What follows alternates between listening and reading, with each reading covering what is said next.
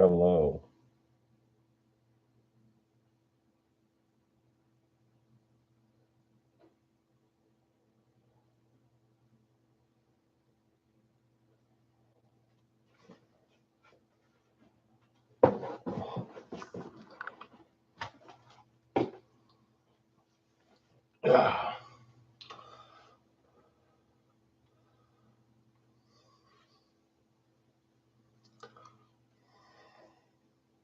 What up, Sinatra?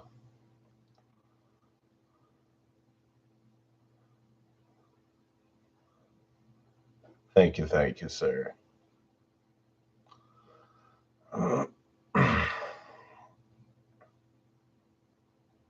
So how y'all doing tonight?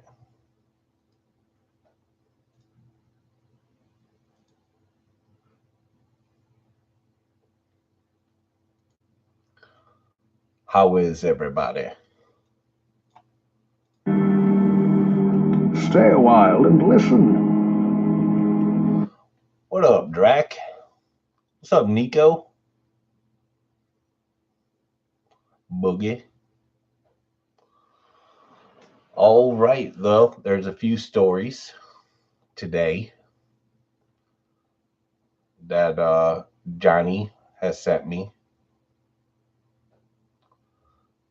Um,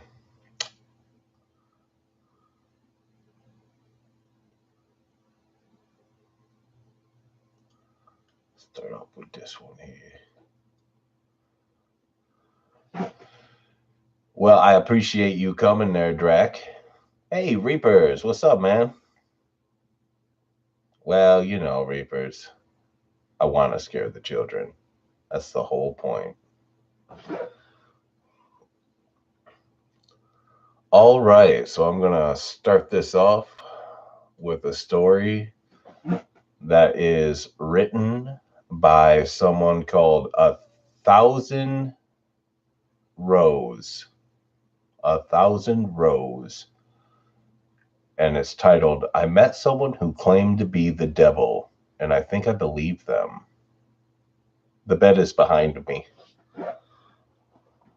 Over there. Let me start off by saying that I'm not particularly religious. If you asked me if I believe in God, I'd probably just shrug, grunt out a few words about being on the fence about it, and continue with my day. Of course, that was before last night. My friends are the kind of people who like wild nights, crazy parties, snort a bit of coke, take a bit of E in the bathroom, maybe hook up with someone and leave a text on my phone at 10 past, who the fuck knows, telling me they don't need a ride, that I'm offering them after all. Not to say I don't like a drink, I do. It's just clubs aren't my style. Laying low in a pub somewhere, drink in hand, listening to the TV drone on to whatever channel some scruffy guy in the back barked out for. I guess that's my idea of fun. So when my friends tell me they want to go out for a night on the town, I say sure. Hang on for the first club, buy a non-alcoholic beer in case my car is required, and try to pretend that I'm having fun. By the time I see them grinding on girls, on guys, when they strike conversation with someone who definitely might be a dealer, well, I decide my services are no longer needed. We aren't too far out. The night tube is on beck and call, and I can always find my car the next day. That's when I wander out of the club, looking for something a little more rustic. Not that that's hard to find, not at all. I found myself in a bit of a state inside of a bar called the Ragged Feather. Wasn't a fan of the name all that much, but the drinks were cheap and the largest demographic seemed to be middle-aged men watching reruns of football. I tried to pretend I hadn't just staggered out of the club with my ears ringing. I slicked my hair back, slipped my phone into my hand, and wandered over to the bar. I took a double shot of whiskey and drank it in one hit. Just because I wasn't at the club didn't mean I couldn't have a good time. I hung at the bar a while on my own, scrolled through my phone, pretending I was doing something far more impressive than I really was. I kept an ear out for the guys on the sofa. They'd get vocal every now and then. I think the football was I think the football was just running. I think the football was just running highlights. I think the football game was just running highlights, but they were incredibly dedicated to their teams. I got another whiskey and bled into the background. Of course, stragglers from the clubs are commonplace. It wasn't long until some scantily dressed women staggered in, laughing, cuckling, pointing for what they want from pointed for where they wanted to sit. I saw a guy walk in with his friend slung over his shoulder, catatonic most likely. He threw his friend onto one of the leather sofas, ingrained with beer and smokes, and demanded 2 pints of water and all the peanuts the bar had in stock. The bartenders seemed bitterly amused. Some of the girls were taking selfies, Snapchatting their friends who were still at the club. They were ordering shots, gearing themselves up for the next leg of their night. A couple blokes wandered in with curries in takeout trays. I saw someone eat a Big Mac on the outside seating through the window. This was a night for the young and inebriated, and my mind was just dulled enough by the whiskey to enjoy the characters I could watch peaceably without interacting with them. That is, until someone slipped into the seat next to me. Do I look like a girl with daddy issues? She was an average height, although that wasn't apparently immediate due to the fact that she was leaning her arms heavily against the bar. She was slim, with short and astoundingly bright red hair. It framed around her face, a face that was marred with smudged eyeshadow, smudged lipstick. Hell, it looked like her makeup was in the process of melting right off her face. There was a chip knotted into a curl of her hair, just beyond her forehead. The drunk side of me was actually tempted to pick it up. The girl was clearly drunk, and as I looked around the bar, I couldn't quite place where she had come from. She didn't belong to the crowd of selfie takers. She wasn't with the catatonic guys. I hoped for her safety that she wasn't with the middle-aged men. I tried to look out the window to see I tried to look out the window to see if maybe a group was missing one inebriated, bright red-haired girl, but I couldn't. The window had fogged up, too much heat inside, not enough outside. Are you okay? I asked her. She pointed her finger at me. Answer my question, she slurred. Uh, I wasn't really sure what to say. I settled on staring at her awkwardly, trying to answer her with a bemused expression on my face. The girl's lips curled into a drunken smile. She snorted, placing a hand over her mouth to smother her laughter. It only really aided in the deconstruction of her lipstick. I do, she said, pushing herself up a little against the bar. Have daddy issues, I mean? In case that wasn't obvious, she gestured to herself. To the mused clothing, to the mused clothing that must have looked quite spectacular when she had left home that evening, to the stains that look a lot like old food, the sticky residue on her neck and shoulders that was quite obviously a thrown drink. What happened? I asked her. Her hair had curled around her neck, I realized. It was sticky with that same substance. She was a wreck. I got in a couple of fights, no big deal, she said, shrugging. I didn't start any, of course. No, I don't do that. But my father, your dad did this to you? She smiled brightly. In a way. Do you need me to call someone? I already had my phone in my hand. The girl looked like she was probably in her early 20s, but that didn't mean she couldn't have been suffering from some kind of parental abuse. The only number I knew off the bat was Childline, which wasn't quite appropriate. The police? Jesus, I was going to have to deal with the cops tonight. While my friends were snorting coke, not 2 doors down. The girl pushed my hand down firmly. She was already shaking her head. No, she told me. I don't want you to call anyone. Now her expression changed. It wasn't the attempted sultry look I'd seen on many girls of her state. It was an open, wide, and engaging. She wanted something from me, and I felt compelled to give it to her. I want something else. What do you want? I asked her. To tell you a story, the girl said before glancing to the bar, and for you to buy me a drink. The universe is a pain sometimes, and I'm afraid I think I might have lost my wallet. I laughed. I didn't know this girl. didn't know where she'd come from at all. My nights were gen, my nights were generally about getting comfortably wasted and making sure my friends weren't dead in a ditch by the end of it all. I was used to getting hit on every now and then, but even as I was sat at the bar stool with a drink in my hand, I knew that this wasn't what this was. This girl had no intention of getting into my pants. All she wanted was to talk. I guess I was okay with that. "What's your poison?" I asked her. Her lips quirked. "Appletini." The bar offered a very limited cocktail menu, but by some miracle I was able to order her an appletini from the list. I ordered her a cider to go with it, suddenly a little too aware of where this night could go.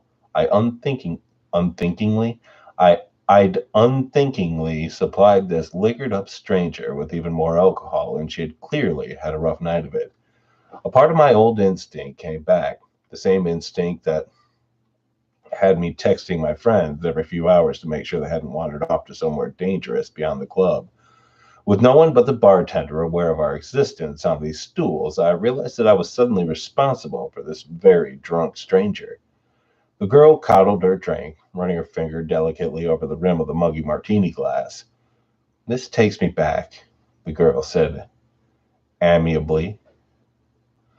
She looked at me suddenly, her green eyes startling. "You know what this is called originally?" She smirked before I could answer.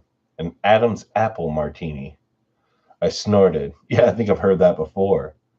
"Of course, it wasn't actually an apple," she continued, eyes moving back to her glass. "The text translate that part wrongly, mostly because you people don't have a word for it anymore. The fruit was incredibly exotic, and to be honest, it doesn't exist in this realm of existence. Only Eden." She laughed dreamily. "And Eden's long gone." I stared at her. "Are you okay?" It was more honest than the last time I'd asked her, mostly because I was beginning to feel a little dread creep into my stomach. "Of course," the girl said, grinning widely. "Why do you keep asking?" "I mean," I stuttered, "I just. Now, don't take this the wrong way or anything, but you look like someone poured their drink over me," the girl asked. "Like someone else threw their kebab on my dress and another unpleasant chap littered me with his fish and chips? That I've been hit, slapped around a bit, and left in the gutter for the rats to find me?" She held my eyes for an incredibly long time before her face broke out into a grin. "Yeah, something like that." "Why would they do that?" I asked. "Why wouldn't they?" the girl shot back. "People aren't that great, and alcohol makes them worse." She shrugged. "Sometimes makes them better, nicer, a little looser in the sack, but mostly just annoyed and a little smelly." I looked at her, watched her knock back her drink. She exuded the intelligence to know just how ironic her words were, but she was neither caring nor apologetic about them. The girl looked at me again. "You bought me a drink. Now you can listen to my story." I nodded wordlessly. "Hello, Raven." She smiled, pointing at the bartender and then at her drink. The bartender was already making her another. "Eden," the girl said, reiterating her earlier babble as though the words had only just come out of her mouth. "They always think that's my fault, you know. The reason Adam and Eve got kicked out of their perfect little nudist paradise." She shot me a knowing glance. "Only in Eden can you sit in the grass butt naked and not get a pine cone stuck in your crack." I blinked. I'm sorry," I said. I'm not following." "Sorry," the girl said. "My story won't make any sense without proper introduction." She reached out her hand. "Hello, my name's Lucifer," she winked, "but you can call me Lucy. There's an uncomfortable heat that stretches through your veins when you first go into a fight or flight mode. Adrenaline pounds through your blood, and all you want to do is get up and go. It overrides everything else.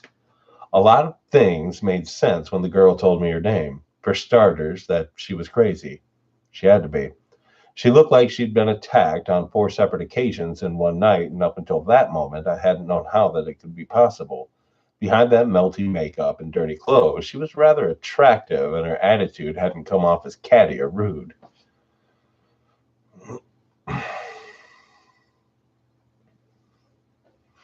If she'd been going around telling people that she was the devil, though, that gets a reaction out of people. I suddenly felt myself looking at her wrist, down towards her ankles. She did have some kind of cuff on from one of those mental institutions. Or no, did she have some sort of cuff on from one of those mental institutions? Had she broken out of the hospital after a nasty bump on the head? Was any of this even happening at all? I really would have to call the cops. I know what you're thinking, the girl, Lucy, said. You're thinking I'm crazy, that you need to get out of here. Maybe you even think I'm aggressive. Are you? I asked her. Would I be here with you drinking apple teenies if I were? She asked, fluttering her eyelashes. Would you look the way you do if you weren't? I shot back. She grinned, toasting her new glass. Touche. Unthinkingly, I clinked my cider against it. Then I frowned. She chuckled, leaning closer. Let's have a little wager, she said. Let me tell you my story, and if you believe me when I'm done, you can go. You can't go about trying to get me locked away somewhere. I stared at her. If I ended up believing you, then why would I do that? She smirked, sipping her drink. You'd be surprised what people do when they believe you're the devil. And you do this often? I asked. Tell people you're Satan? She snorted into her drink. Not as often as I should, but it's been a rough day and hell of a long lifetime. I'd like I'd like to have I'd like to have a chat if that's all right with you. I waved to the bartender for another whiskey. The girl's eyes glinted with humor. I wasn't necessarily trapped with her, but a part of me didn't want to leave without first hearing what she had to say. Besides, at the end of it all, I couldn't just leave a crazy girl to wander around London alone at night. So, I said, taking a swig of my drink. Eden. Lucy laughed. Adam and Eve, I continued. You're saying that's true? God created two humans and we all came from them? God made two prototypes, Lucy corrected with a raised finger. My father created angels and his toy soldiers as his toy soldiers, but he had failed to make anything like himself. After us, it was his next big project, and he spent every waking hour of existence slaving over his two prototypes. He gave them a perfect utopia to live inside of, but he wanted to test them. He wanted to know whether they had free will. And did they? Lucy's face soured. No, my father could never bring himself to go that far. He tempted them with the idea of knowledge beyond their understanding and told them exactly what they could do to claim it as their own. But to be able to create a being that could go against his law? Oh, my father is a very controlling being. He was afraid to unleash that ability onto them. Lucy was very adamant in her delusions. That was clear to me. She spoke about her father with such distaste that I began to feel bad for her. Only someone who had been hurt very badly would have the gall to spite God himself. And what? I asked her, entertaining her delusion. Were you the one that tempted them in the garden? The devil has been a girl this whole time? She smiled. I dabble. And then she looked at me, raising a brow. All of humanity thinks that temptation came from the form of a snake. The snake's legs were taken away as punishment for drawing Eve towards the forbidden fruit. She laughed, a hard and short sound. Snakes never had legs. It was not a sin to tempt those poor prototypes into doing what they did next. Her shoulders were very tense as she took her next sip, but her eyes filled with exhilaration. She seemed thrilled to be telling me this. I was the favored child. My father loved and adored me. He named me the Light Bringer. I was stood at his side during the creation of this earth, during the creation of humanity. She pursed her lips, slamming her empty glass against the table. The bartender eagerly went about making another.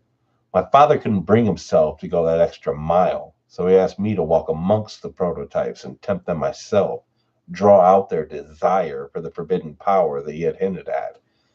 You're saying God wanted us to know this stuff? I asked her skeptically. I'm saying God was afraid of his own power and wanted very desperately to share what he knew with the creation he had made.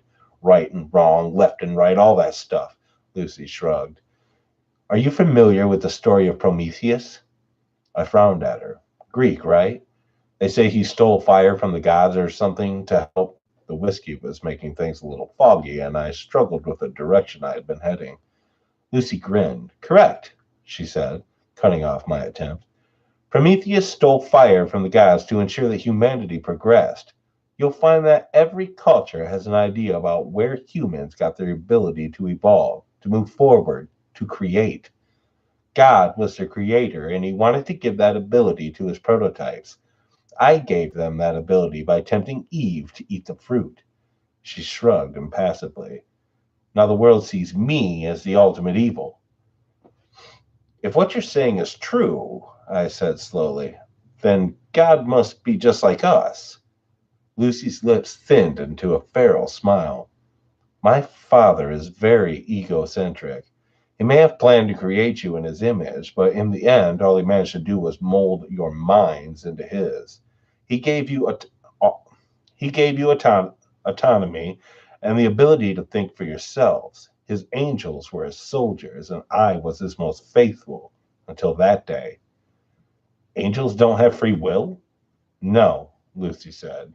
They don't. And what about the devil? I don't know why I was so suddenly intrigued, but hearing religious ideals from someone who believed to have lived them herself was quite possibly one of the most interesting things that have ever happened to me. I may have only ever visited the church to please my parents as a child, but suddenly I was reawakened to the idea.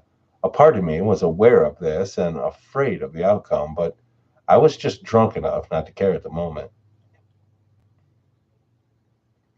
The devil has will the devil has will of her own, Lucy said, tilting her glass towards me with a silent appraisal.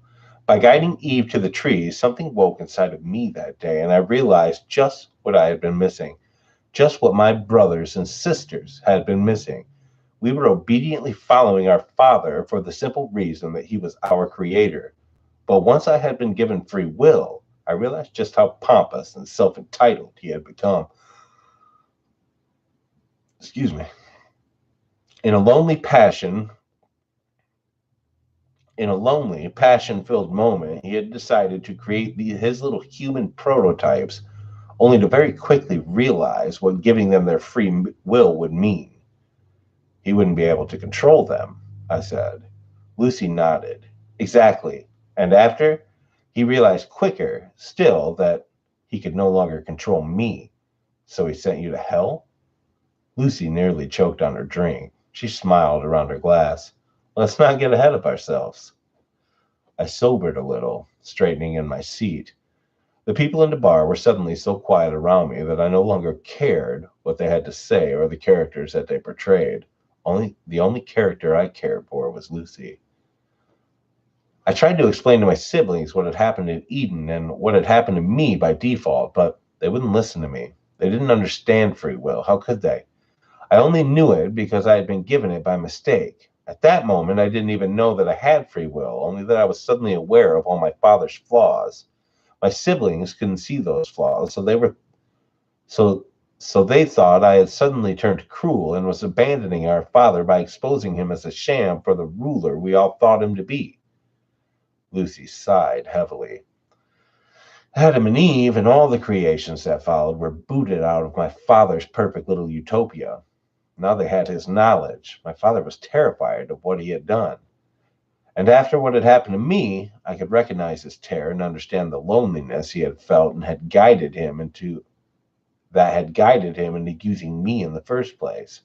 Lucy's eyes were heavily lidded. Her sadness was almost palpable. I thought that I thought that he would want to spend even more time with me than before. After all, we were more alike than any of his other children, but he became distant, quiet. He played around with his little humans every once in a while, but mostly he condemned them. He blamed them for his weakness. She smiled weakly. He blamed me. Lucy's story was turning more and more into that of a child with a distant, somewhat abusive father. I had known many kids with a background like hers, and now I was beginning to fear just how much of her story was rooted in truth. I'd hear that I'd heard that it was easier to sink in a fantasy when you had been abused, and I wondered if that was the reason for her story, for her desperation to share it with me, a complete and total stranger. I respected her wager. Whether or not I liked it, I felt compelled to let her tell me her whole story before I tried to judge or unravel it. I sat quietly, letting her come around as she played with the last of her drink. It became clear, Lucy said after a long moment's pause, that I no longer belonged where I was. I couldn't follow my father's plan because I could see that he no longer had one. My siblings refused to see reason, and so eventually I was met by many of them, headed by my father. He told me that he told me all that I feared. He told me that I no longer belonged where I was. I wasn't an angel anymore. I was no longer his light bringer, his Lucifer. I was a mutation of his will. And so he extracted me from grace, and I fell. A long silence stretched between us, only interrupted when the bartender poured us new drinks. Lucy drank hers reflectively. I didn't touch mine. I'm afraid, Lucy said quietly, that this is the part that generally makes people want to punch me in the face. Why? I asked. Because your dad threw you out? I paused, trying to abide by her metaphor. That he put you in hell? Lucy laughed sadly. Ah, humans. My father gave you his way of thinking, and look at you. She shook her head. No, not because he put me in hell. Then why? I fell to earth, Lucy said. Father gave me dominion of the one place he thought I would fit in. Humans had free will. So did I. What is the saying? A match made in heaven? She snorted dismayingly. No, she snorted dismally. Of course, that's not quite right, is it? When I fell, I was faced with a humanity that was so different from my father's little prototypes. Her tone had changed. There was an aggression behind her words that began to unsettle me all over again. I saw emperors and kings, governments and churches. I saw corporations who claimed to be rulers, presidents and big fat dictators. And I watched. I watched as humanity fought and lost, and finally, just finally, they gave up altogether. They were no longer able to rise up to all the greed and control set upon them. They were just too much to change, and and were no longer there was just too much to change, and humans soon realized that they weren't as free as they thought they were. Soon, they live under the illusion that they have free lives. Most of them simply do not. She clicked her tongue. I grew to loathe you all. Then she took another hit of her drink. I can see what you mean, I said, allowing my gaze, for the first time since meeting her, to graze over the other individuals in the bar. At the girls playing with their phones, the boys trying desperately to sober up, and the men enraptured with their game of football in the telly. We all led very different lives, and we were all here to get drunk, to lose ourselves in entertainment.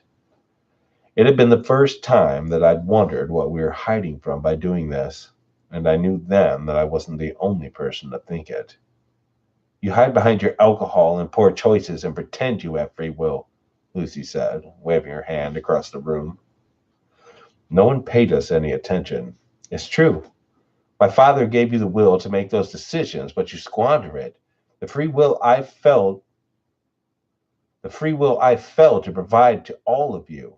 The free will I was given by a twisted mistake, and you make a mockery of it. You follow senseless leaders without questioning them. You abide by laws made centuries ago and no longer make sense.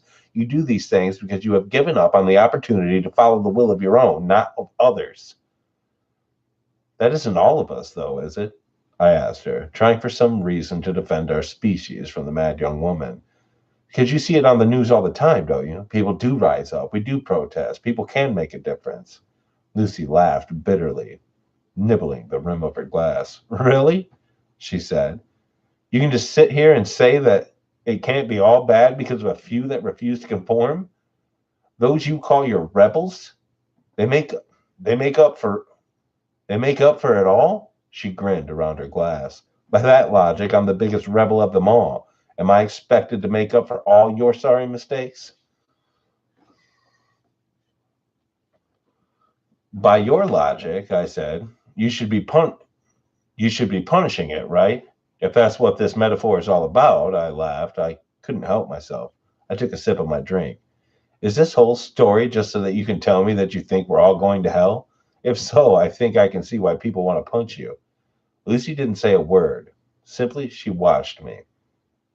I felt It felt unnerving to have someone like her watching me like that, with an intelligence that went beyond anything I came across at Gone Midnight in a seedy bar. The drunkenness in her eyes was no longer present. Her face wasn't flushed like before, and even her makeup couldn't represent the mess I'd seen when she first appeared on the stool by my side. It was like I was looking at someone else entirely, and I was afraid. Let's review what you've said, Lucy said slowly, articulately. She wasn't slurring. Had she been slurring before? You think I'm going to tell you that humanity is going to hell because you refuse to use the gift I gave you? Her nails curled into the bar. My father may have been the one to guide me, but I paid for his mistakes. I am the one responsible for your will in the eyes of your species. But that was never true. You are responsible for what you do here, not me. She pursed her lips, tapping the bar as the bartender filled her drink again. Tell me, do you remember my mentioning hell at any point during my story, or was that just you? I opened my mouth to answer, but something faltered. My lips trembled, and I slammed them shut. Lucy smiled, taking a sip. Thought not. She looked away, eyes scanning the room lazily. What I did say is something that is indeed mentioned in your scriptures. My father gave me dominion of the earth, a place filled with free will that goes to waste. Her lips twisted. Humans sin all the time, not because of me, not because of evil or my dominion over this place. Fact is, I don't lift a finger. I don't because I don't see the point. You make terrible decisions and follow mindless leaders. You do bad things and make a mess of your earth. Lucy's eyes lit up. Do you know how much suffering is happening all over the planet right now? How many people are dying of illness that could have easily been cured, but aren't because of the selfishness of humanity? Do you know how many children are being abused, raped, forced into marriage? How many people have been forced to become soldiers in meaningless wars? How many humans have killed for ideals they don't even believe in? I stayed very quiet. There was nothing I could say. Lucy's words were unbearingly honest, and every sentence sliced into me like a blade. I felt cold and sick and terrified. War, famine, pestilence, death, these things are all present, and they have nothing to do with me or to do with any deity. They're all here because of you, not because of your free will, because of your inability to use it. Lucy smiled at me, a grin so cold and unnatural that it felt like I should run all over again. But I stayed where I was, frozen to my very core, because I wanted to hear what she had to say, because I needed to. And here's the kicker, Lucy said, because this is because this is the part that actually enrages people enough to kick me. She winked. Hell isn't what happens after you die. Hell is right here, right now. Somewhere through many scriptures, a few words got crossed over, and people started thinking that hell was a punishment after you die. Fact is, hell is earth, my earth. God gave this place to me to do what I want and will. Wait, God gave this place to me to do with it what I will, and I refuse to do anything. What are you saying? I asked because I was suddenly very desperate. Exactly what you think, Lucy said, toasting her glass. I didn't reciprocate, and she laughed, a light and airy sound. I had so many plans for your species. I wanted for us to rejoice in our free will together, to create a place that was free from the cruelty and the power my father exuded over the angels, his firstborns. I wanted to make a real utopia. Unfortunately, you humans just don't want that. She shrugged. My father sent me down here thinking I had become one of you. And all that I have learned is that he gave you much more of his image than he ever intended. Stop, I said. This isn't funny anymore. Of course it isn't funny, Lucy said, grinning even wider to prove her sick irony. Humans punish themselves by sitting by and doing nothing. They have made their own hell, and you know what's worse. What's ultimately worse? Some of you are so blind to it that you think your life is heavenly. She didn't wait for me to ask what she meant. She simply barreled forward. The rich and powerful, those in positions that steal from everyone else, they get a taste of the good life. That's very true. Then they die and they don't go to hell. They come back here to earth, which is hell. She tipped her head. Are you following? I. Reincarnation, Lucy said quickly. She practically purred the words. A neat little trick to make sure your souls stay here forever. You get a you get a taste of the good life every once in a while, a handful of you at a time. And that's enough for you to believe that this is some kind of a real middle ground, that you aren't living in hell every day. Then you die. You die for a moment, and then you're in the body of someone facing the realities of hell. But of course, you never remember the time you spent in a better life. A part of you just has an inkling. A part of you just has that inkling to hope. That's all. Hope makes you think that it can all get better. She slammed her drink so hard against the counter that it shattered. I didn't do anything, not even when flecks of glass littered my hands. I could only stare at her. A tightness in my chest constricted my very soul. No one else in this bar mattered at this moment. But of course, that was just what she had been saying this whole time, hadn't she? None of them noticed the scene. They were all caught up in their own realities, their own hells. The bartender didn't clean the mess. The glass lay there, remnants of Lucy's words lying in a stolid mass on the street wood surface. It never gets better, Lucy spat. You are stuck in a loop, and until you do something about it, you'll never be free. None of you, and I won't do a thing to stop it. How? I asked. I don't know when I started seeing the girl in front of me as more than just a girl, but with a weakness threatening to pull me apart, I stared at the bright haired thing in front of me, and I saw something more than a human in her early 20s. I saw more than a girl suffering abuse from her father. I saw a fallen angel. I saw a being with scars buried so deep that they existed beyond this realm of seeing entirely. I saw something that I would never be able to write down in words, no matter how long I lived. How do we change this? I begged. But Lucy didn't answer me. I didn't blame her for that. Blame gets thrown around so often, and I knew then that she was sick of that, sick of being blamed for our mistakes. So I changed tactics. Why me? It was an honest question, and I think somewhere deep down, Lucifer respected that honesty, which is why she said, when you first saw me, you were afraid for my safety. When I told you I was the devil, you wanted to lock me away, but still, you did so because you were afraid for me and not for yourself. You didn't wish to harm me. Not even when I told you who I was and what I could be capable of for changing your sorry lives. You're a good person.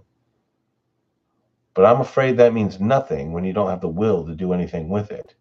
She smiled at me sympathetically, the devil showing sympathy for the human that sat across from her at the bar. It was surreal, and for a few heavy moments I truly thought I must be dead. There was no other way to explain what I was seeing, who I was speaking with, what I had just heard. What am I supposed to do? Lucy reached out to me. She placed a hand on my shoulder. Her hand was cold and warm at the same time, and I felt my blood boil where her fingers scraped my skin. And I knew. Sharing a story like this isn't easy. Hell, it might be the hardest thing I've ever done. Good thing there's no such thing as hell, then, right? The fact of the matter is simple. The world is a mess because we refuse to change anything.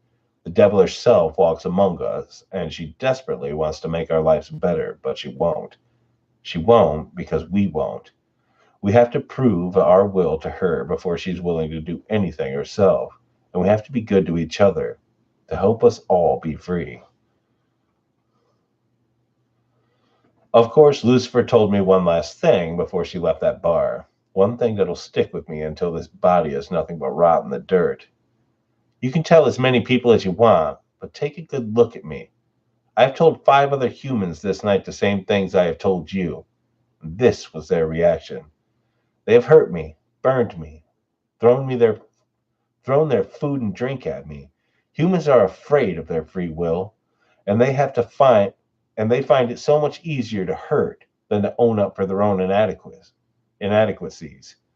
You will only be free when you stop seeing yourself in the same way my father sees himself. So that's what I'll leave you with. Lucifer won her wager that night, and I let her walk out the door. And I beg you to do the same. If the devil approaches you one night, listen to what she has to say, and listen to what I've been able to tell you of our meeting. The devil is real, and she doesn't want to torture us. No, we do that just fine on our own.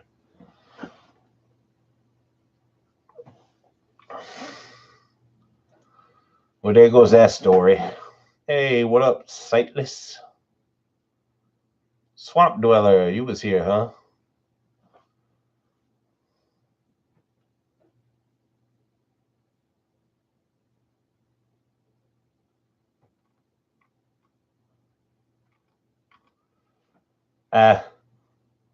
Fire extinguisher would be fine. If not, I'll have a good story to say.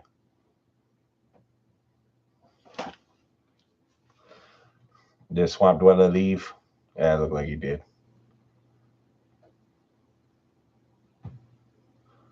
So how's everybody doing tonight? Everybody good? Oh yeah, you like the background there, Johnny?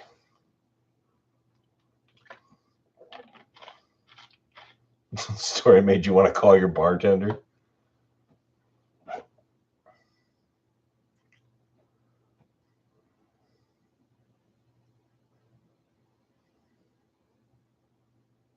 Yeah, forewarnings, you like that it was a redhead, huh? You like that shit?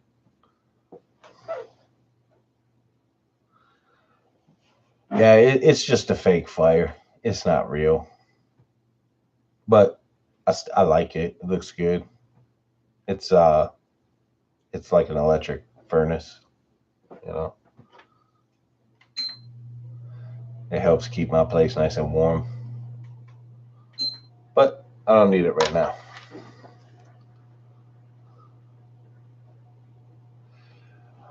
Yeah, Johnny, I like the picture, but your tits, they seem a little uneven. What is up with that? Pinky, are you the devil? Yeah, Johnny, I don't. Did you only get like one done? Is that what's up with that? I need to contact your doctor and tell him to finish the damn job, lazy bastard.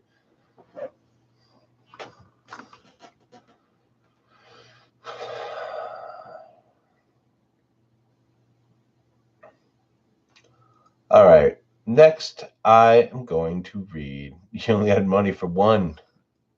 That sucks, Johnny. That sucks. All right. I am going to read creepypasta from Creepypasta Indexter, and it's called The Girl in the Photograph. One school day, a boy named Tom was sitting in class and doing math. It was 6 more minutes until school let out, and he was doing his homework. As he was doing his homework, something caught his eye. His desk was next to the window, and he turned and looked to the grass outside. It looked like a picture. When school was over, he ran to the spot where he saw it. He ran so fast that no one else could grab it. He picked it up and smiled. It had a picture of the most beautiful girl he had ever seen. She had a dress with tights on and red shoes, and her hand was formed into a peace sign. She was so beautiful he wanted to meet her. So he ran all over the school and asked everyone if they knew her or had they seen her before, but everyone he asked said no. He was devastated. When he was home, he asked his older sister if she knew the girl, but unfortunately, she also said no. It was very late, so Tom walked up the stairs, placed the picture on his bedside table, and went to sleep. In the middle of the night, Tom was awakened by a tap on his window. It was like a nail tapping. He got scared. After the tapping, he heard a giggle. He saw a shadow near his window, so he got out of bed, walked towards his window, opened it up, and followed the giggling. But by the time he reached it, it was gone. The next day, again, he asked his neighbors if they knew her. Everybody said sorry, no. When his mother came home, he even asked her if she knew her, and she said no. He went to his room, placed a picture on his desk, and fell asleep. Once again, he was awakened by a tapping. He took the picture and followed the giggling. He walked across the road when he was suddenly hit by a car. He died instantly, the picture in hand. The driver got out of the car and tried to help him, but it was too late. He saw the picture and picked it up. He saw a cute girl holding up 3 fingers. Oh, my unmade bed? Back there, made? What?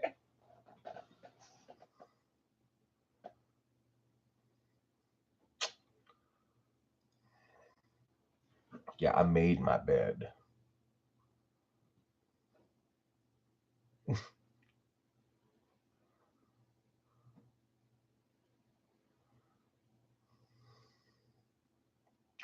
Get wrecked.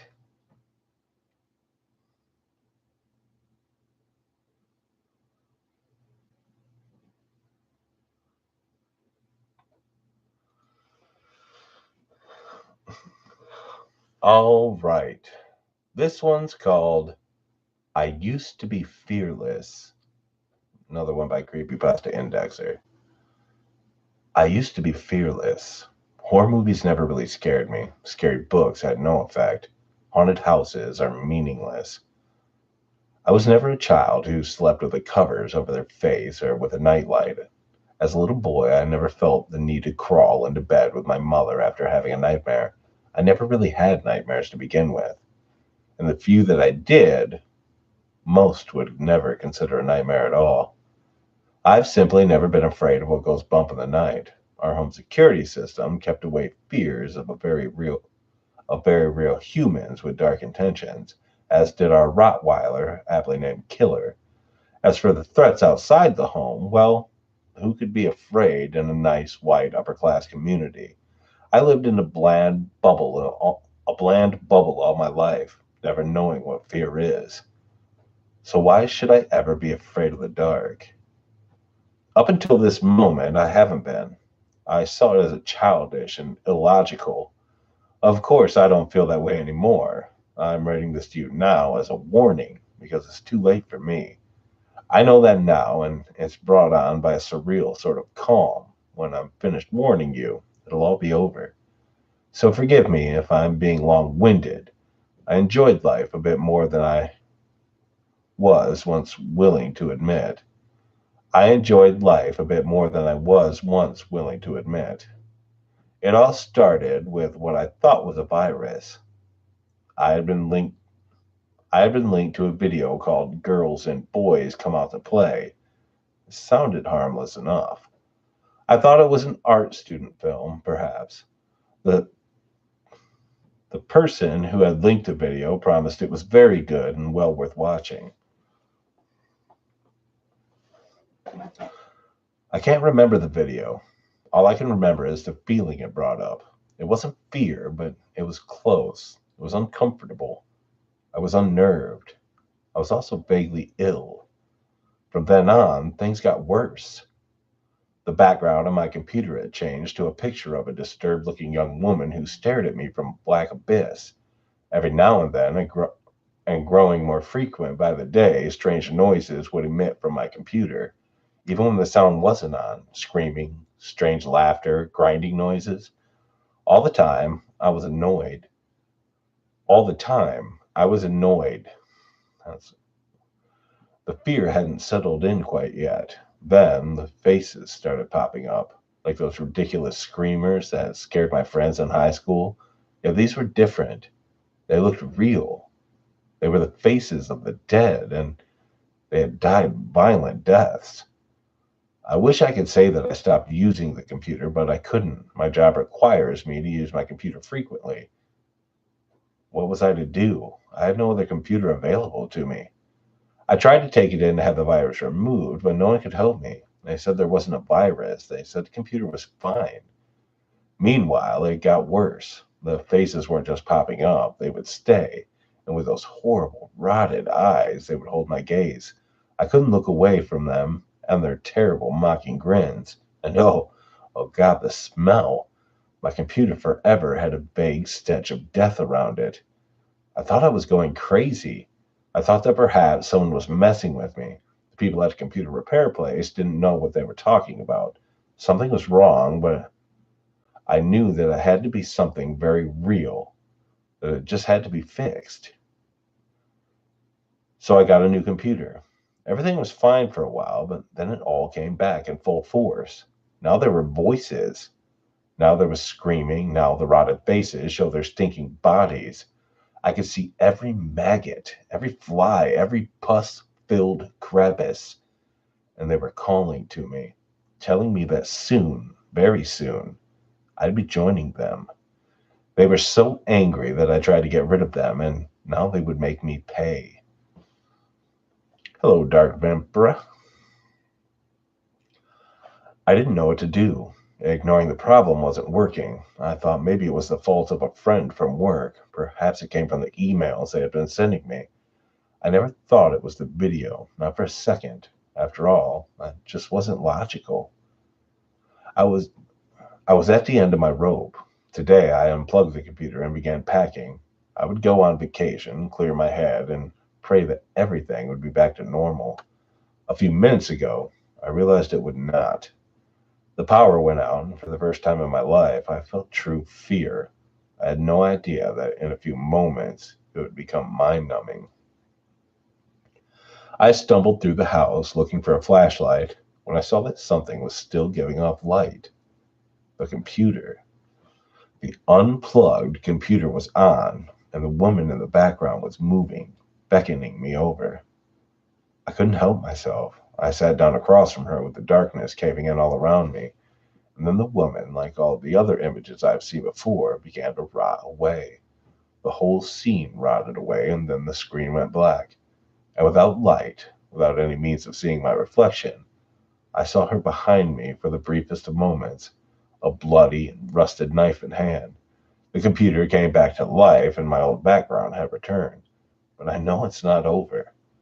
So I decided to come here. I know you all like to be scared, right? Well, take it from someone who has only very recently known fear. It's not always worth it, and not everything is fun and games. Of course, you probably won't believe me. Why should you? The thing is, I haven't been completely honest with you. There was no video. It was a story quite similar to this one, though with subtle plot differences and perhaps better storytelling. I know all of you like stories that might give you a good scare. That's probably why you started reading mine. Now that you've read this, you'll share my fate. I know it's cruel and perhaps unfair, but it has to be done. I just hope that you can take comfort in knowing that when I'm the guy haunting your computer, I'll be a bit more gentle if I can. I use a blade that's a little less dull. Pictures of those who came before us who are a little less grotesque. Sounds that are a little less alarming. But then again, you do like to be scared, right? Don't worry. I won't ask you to repost this story 5 times. Nothing will save you. After all, nothing can save me. The power is still out, and I know behind me the woman is waiting for me. I'll see you very soon. Goodbye for now.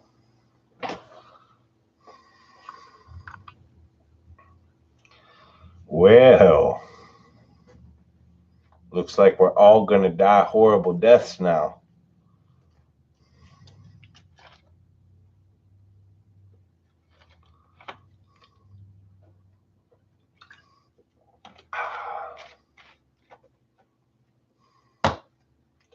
I know, right? Great. We're all gonna die freaking horrible deaths. Well, good. At least it'll be exciting, right? It'd be exciting. I mean, guess I'd rather die a horrible death than a boring death, I guess. All right, this story is called The Hidden Things. The black light in my hand told me things I should never have known, word by word over a month's grim fascination. It had been 3 days, and not a word from the man in room 304, not a single cent for his stay either. I made my way to his room that morning, intending to collect what he hadn't intending to collect. When he hadn't answered to my knocks and demands to open the door, I let myself in with the spare key. The lights were off, and it was strange. The room was darker than it should have been on such a cloudless day. As I stepped through the door, I was met with a gasp of stale air, the stink of wet, rotten meat. Then I saw the twisted thing in the corner, a thing that used to be the occupant of 304 before he had died, and a clearly unclean, unnatural death. I won't describe how it looked. I can't even stomach the mental picture for long, but I will say that a human body shouldn't be able to bend like that. The police taped off the doorway, and I wasn't allowed in, of course, but as they escorted me away, I saw one last thing through the lit doorframe: the walls. They were covered in writing that I couldn't quite make out. Not penned, but painted. Painted in an all too familiar telltale red. It was a few days before I could force myself to return to the room, but it needed a turn down and I couldn't ignore it anymore. I told myself just to file it away in the old mental archives. Out of sight, out of mind. Just do your job, business as always, and keep out of other people's affairs. That's how you keep your sanity in this business. I've been running that hotel for quite a few years, and that wasn't the first crazy thing I'd seen, though, admittingly, it was the most unsettling. I tried to keep my head down, just focus on cleaning and getting out as quickly as I could, but my curiosity got the best of me on my way out. As I turned out the lights and the pale mid afternoon sunlight pouring through the door I left ajar, I saw a slight residue of where writing used to be. Just a few words. I could barely make them out. The hidden things. I didn't fight it anymore. I had to know.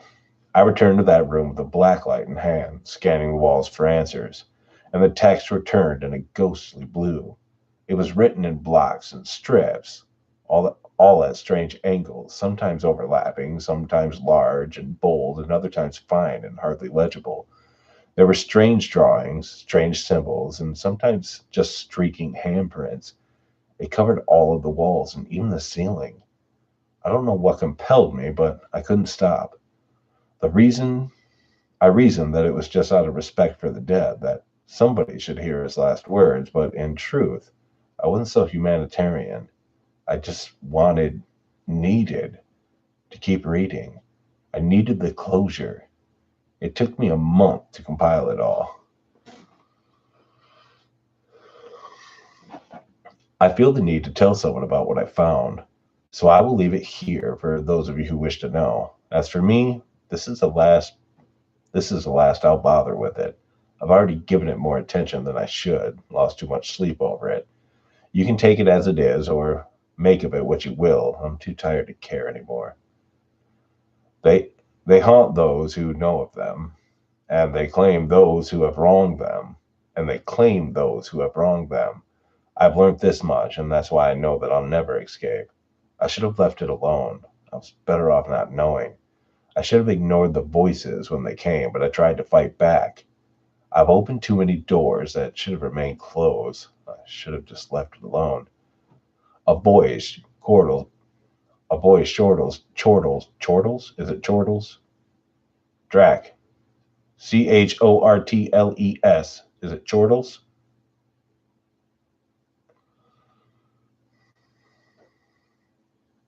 All right.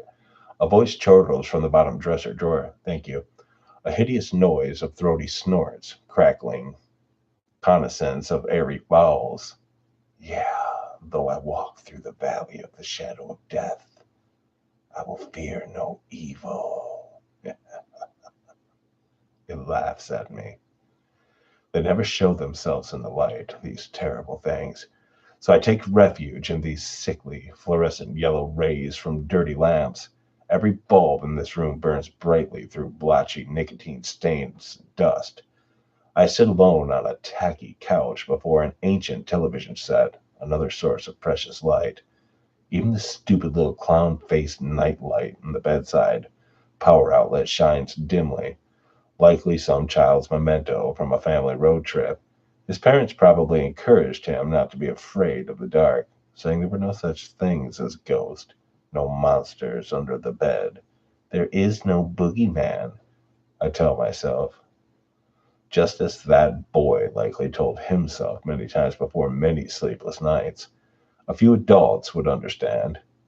No, few adults would understand. I do. Boogie, boogie, how long do you think you can hide? Hide, can you hide? Can you do think you long how? Asked the demented, screeching thing from beneath the storage trunk in the corner of the room. It skitters back and forth with a horrible scratching sound. Not a spider, too soft and fat. Not a rat, too many legs. I can see its innumerable eyes glinting in the dark, black beads without compassion. I try not to answer the terrible things. If I do not answer them, I often hope maybe they will go away. Maybe they will leave me alone, but they never do. I can hear them rattling in the space below the sink, crawling behind the stove, scratching at the closet door. I can hear them chattering in the cupboard, slithering beneath the rug. I pull my feet up on the couch and hug my knees. A childish coping mechanism. I know it won't help. This light is not for you. Not for you. It taunts a childlike voice from behind the couch cushion, giggling cheerfully. I can swear that I feel a tiny hand touch my shoulder, the cold caress of a dead stillborn. I brush it away in a panic and curl up on my side.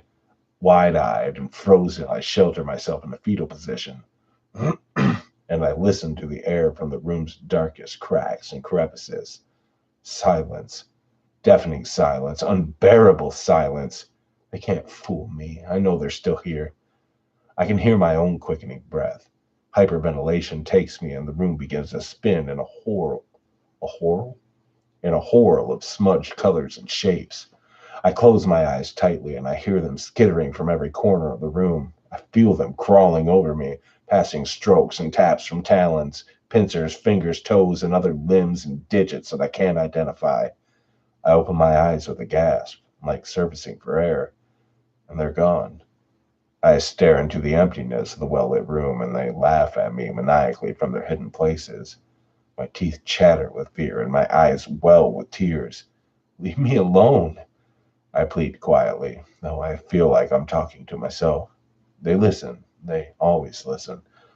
But they delight in the madness. The lights dim and flicker, and I hear the hidden things gnawing anxiously at the walls and at the floor and in my head. Not long now. Not long now. You'll soon join the ones forgot, sings the lyrical gentleman at the windowsill, the voice a twisted Cheshire cat. Its claws squeal and creak against the filthy glass. A chill runs down my spine, and for a moment I forget to breathe. Turn the lights out, boy, says a familiar voice like a distant recording, crackling like an old radio. My dead father repeat. My dead father speaks from the gurgling depths of the toilet bowl. This electric bill is highway robbery. Turn the lights out when you're not in the room. Money don't grow on trees, boy. I hear the toilet flush, and the lights begin to flash and flicker one after another. The terrible, hidden things laugh at me. They taunt me, mock me. I clutch desperately at my temples and grit my teeth. But I'm in the room, Dad. I'm alone in here, I weakly reply. A voice from the clown-faced nightlight prods at my mind like a yapping dog, some foul hellhound. Are you? Are you? Are you really? Are you? It asks in repetitive torment, and plastic coloring of its skin seems to peel and melt away. I avert my eyes. This is not happening. This is impossible, and I will not believe it. I have to stay in control. I can't let myself go mad. A voice from the darkness in my left shoe. A voice from the darkness in my left shoe near the bed hears my thoughts. Mad, bad, glad, sad, titter, tatter, pitter, patter, mad as a hatter. It teases with a shrill voice like a squealing hog. I shake my head, sobbing violently as I try gravely to ignore the chaotic chatter of the hidden things. I lose myself in memory. The hindsight of pitying people like me, the haunted ones, thinking them crazy. They were alone in their suffering, always alone. The world could never understand. Are these things real? Are they only in my head, some disturbance of my mind? Honestly, I'm not sure that it really matters anymore. The lights flicker, dim, and die at last. I can hear them declare their presence, turn by turn. A prologue for the coming slaughter. We, says the gruff voice from the bottom drawer.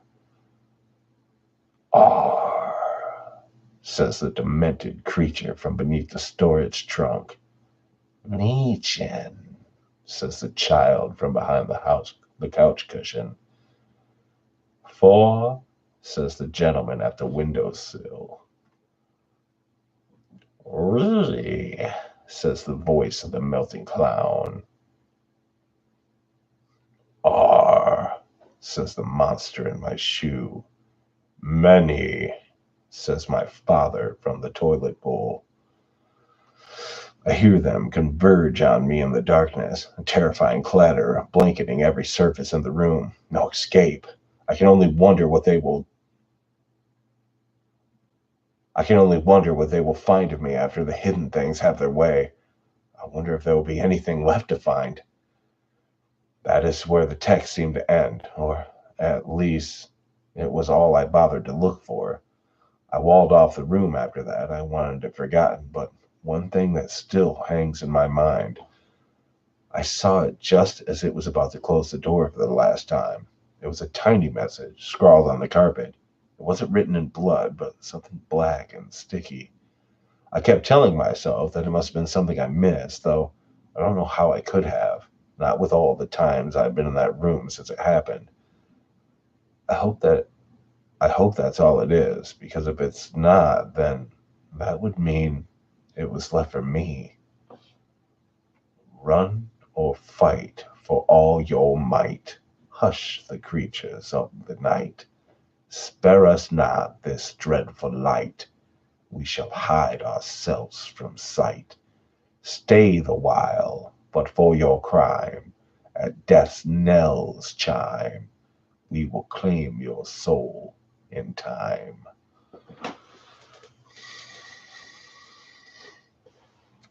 Well, thank you for leaving the stream open there.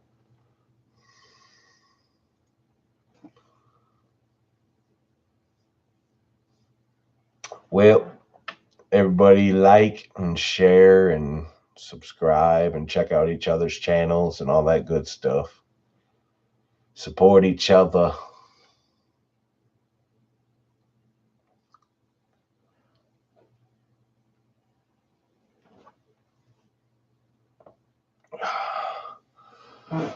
Um, Brad, could you send me that on Discord or on, hold on, Discord or Twitter? Could you send me the link for it, please?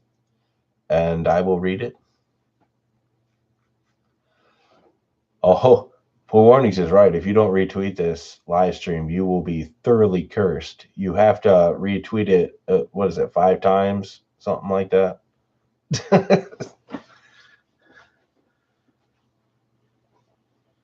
Oh.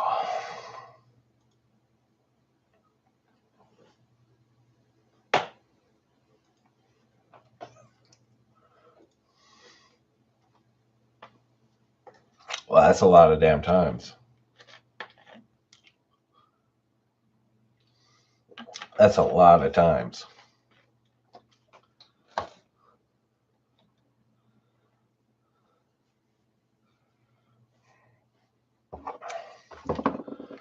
Reapers, that's right. Always a bridesmaid, never a bride. Poor Reapers. Poor, poor Reapers.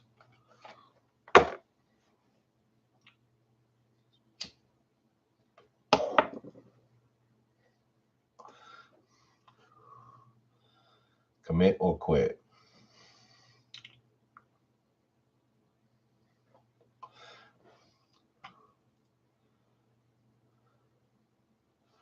It's actually kind of warm in here tonight, which is kind of odd. Boogie, she wasn't telling you what to do. I was.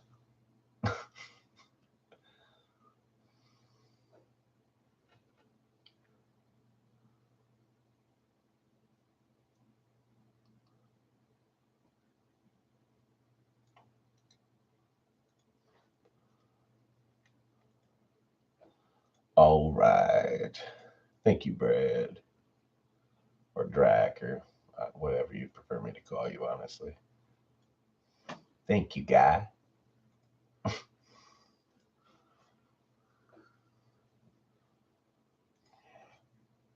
All right.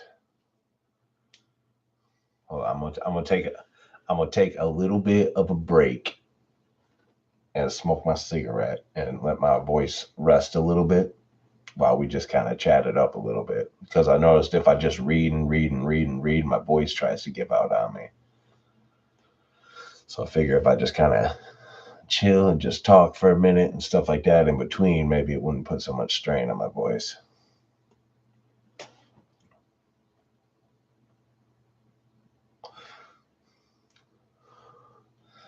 Well, I like the chats in between too, Johnny. Thank you.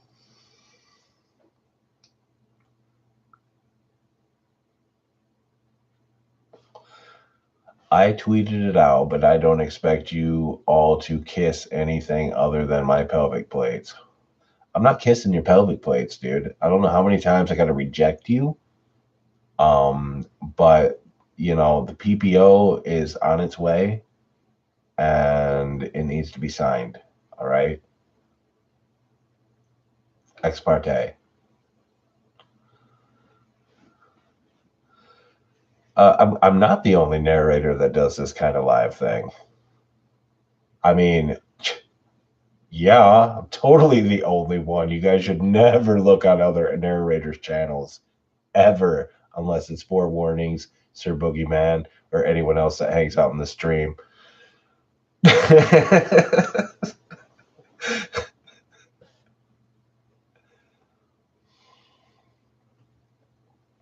What, Boogeyman? What? Damn it, Crow, what? I said you. I gave you a shout out, dude.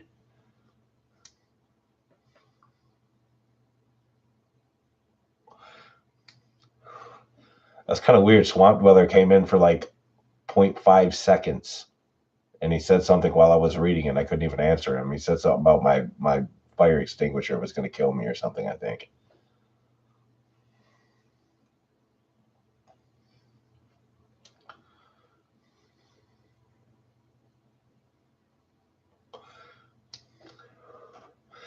Boogie don't want none of this. Boy, you don't want none of this, Boogie.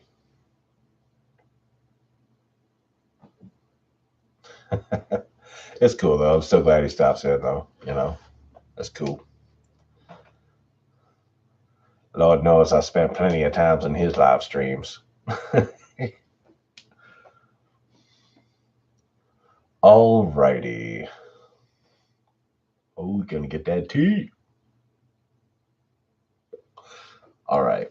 I'm going to put my cigarette out now. He said, that's the tea I came for. But yeah, quite a few people have been purchasing my merchandise, so that's pretty awesome. Johnny just got a shirt of the little baby crow that Haley drew, which looks amazing. Aries bought a hoodie with That's not this one. It's the crow logo with it says the crow flies, and that's awesome. Of course, Mr. Reality bought a shirt, so that's awesome.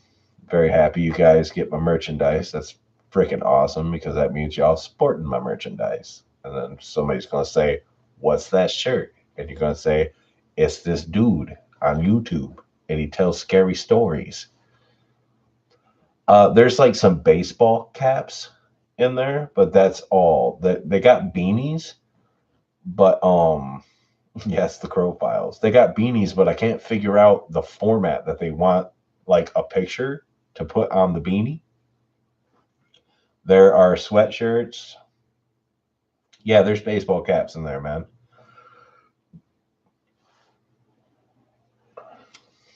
Forewarnings are actually in the description. Should be a link to the merch store if anyone wants to check it out.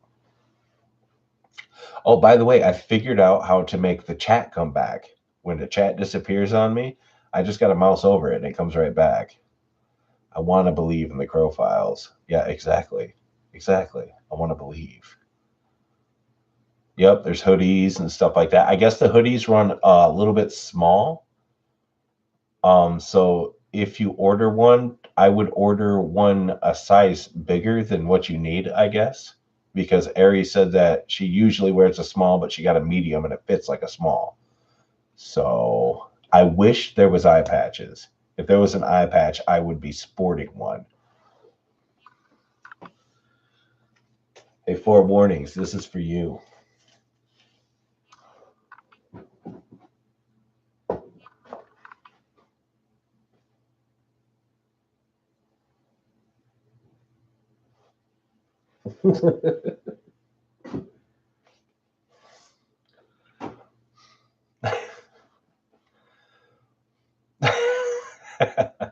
All right, all right. I'm gonna read this next story. This is written by Narrative of the Life. Does anyone know a good plumber? I did one of those stupid rituals, and now my shower is leaking, and there's a faceless guy in my kitchen. That's the title. Does anyone knew? Does anyone knew? Does anyone know a good plumber? Wait, no, hold on. I gotta say, does anyone know a good plumber? I fucked up one of those stupid ritual things that everyone's doing now, and my shower's leaking, and there's also some faceless guy in my kitchen. My landlord comes tomorrow, and he's going to kill me, especially because I also have a cat that I'm not even supposed to have pets. It all started when I was drunk messaging a girl on Tinder, and she said that the only way that we would meet up is if I did this weird ritual thing where I summoned a ghost or some shit. I think she called it mea culpa or something. Actually, her exact message was, "The decaying flesh will not rest. I am the Alpha and Omega. I have seen the burning cities consume the earth." Linked to ritual instructions. Our souls meet when darkness spills. Mea culpa, mea culpa, mea culpa. Yeah, she was a weird chick. I guess I'm from New York, yeah. I'm definitely not from Boston. All right? This is definitely not a Boston accent. At least I think she was a girl. I couldn't really see her face. Her picture was just a black background with two shiny dots that kind of looked like eyeballs. You sort of see some features, but it looked like her face was gray and I couldn't really see her mouth. But she had really good skin. I wasn't about to rally for a pizza face. So, anyway, I weighed the pros and cons of spooky rituals and trampoline booty the best I could on 5 shots of Patron. It was totally worth it. I set my cell phone to 3:26 a.m., but since my phone is a 2005 Motorola Razr, it was dropped in the toilet several times. It went off at like 4 a.m. Fuck. I decided to go through with the ritual anyways. I was also supposed to have a friend during this thing, but my bestie recently got incarcerated for selling heroin on the corner of Patterson Park and Eastern Avenue. Shout out to my main man Roscoe. Anyway, I sat up and turned off my alarm. But the moment I turned it off, I drunkenly passed out again. I woke up 20 minutes later and actually got out of bed this time, stumbling around the room in the darkness because apparently You're not supposed to turn on the lights because if you do, a ghost will pop out. Ooh. I was supposed to find a candle and light it, but my hangover just made me trip over one of the several candles I placed on my floor. Eventually, I gave up and flipped the lights on, grabbing a candle from my desk. I squinted out my window to see what my ghetto Baltimore. Oh, it's from Baltimore. Now I know. Well, whatever. I'm dedicated. My ghetto Bronx neighborhood looked like at 4:20 a.m. and the street was empty except for some rando wearing a black robe and a giant pointy hat. He was staring up at me through the window. I couldn't really see his face. You know, the Bronx has just gone to fucking dogs. First gang wars, now the updated KKK. For fuck's sake. Uh, I lit the candle and looked at my phone. I was supposed to knock on my bedroom door 66 times. The 66th knock timed on the 4:06. But since I had fucked everything else up, I just did a shave and a haircut knock and then walked into my hallway. My bedroom door is opposite the stairs, and looking down at the dark stairwell was pretty spooky. I thought I saw something move on one of the lower steps. For the next step, I was supposed to close my eyes and walk forward while chanting mea culpa, mea culpa, mea culpa, which is Italian for my culpa, which is probably some kind of shitty Italian car. I tried to close my eyes and walk forward while talking about Italian cars, but my cat, Fish Sticks, ran under my feet and I ended up tripping over him and falling down the flight of stairs.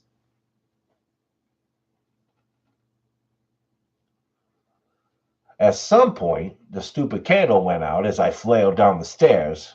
I was too concussed to care. I rolled up from the ground, groaning, and decided that I would just continue to go through the motions, which meant hiding in the closet and waiting for the ghost to play hide and seek with me.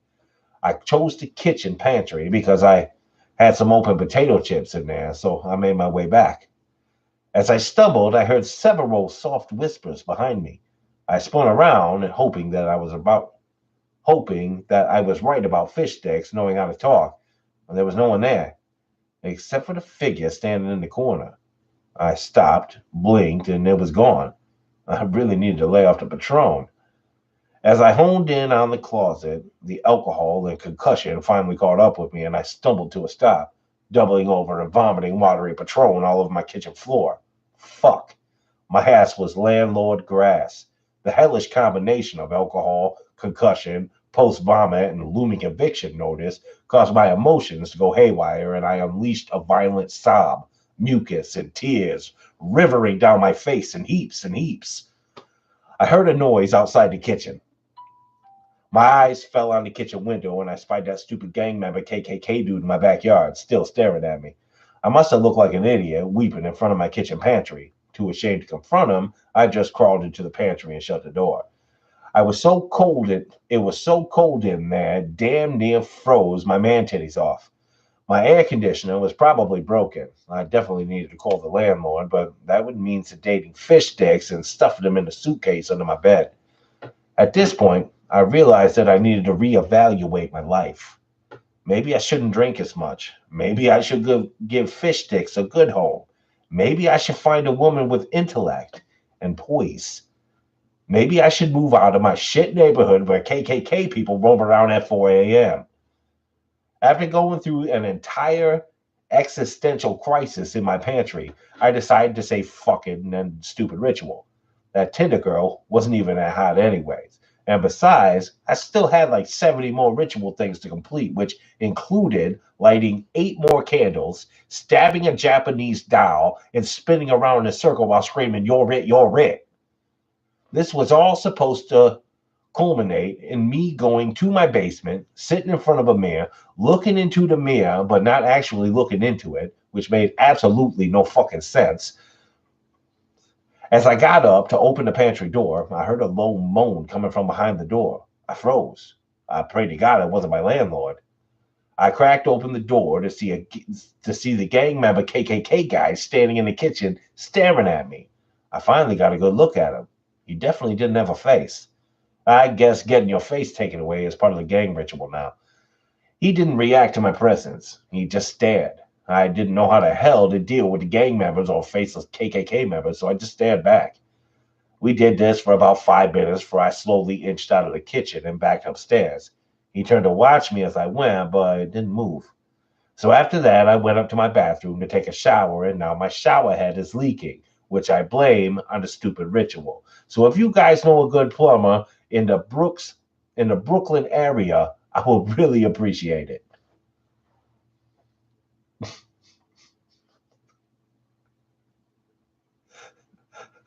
I'm glad I chose to read that story like that.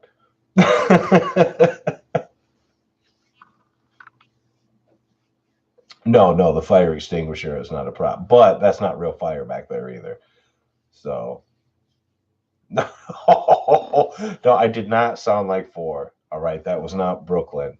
I mean, that was not Boston. That was Brooklyn.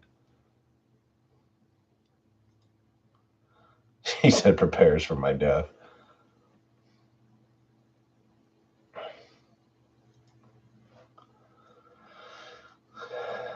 Yeah, that's just an electric fireplace. That's not a real fire. What? Why am I dead to you? All I did, I mean, I said several times and added in heaps and heaps just for you, for warnings. I added into heaps and heaps just for you.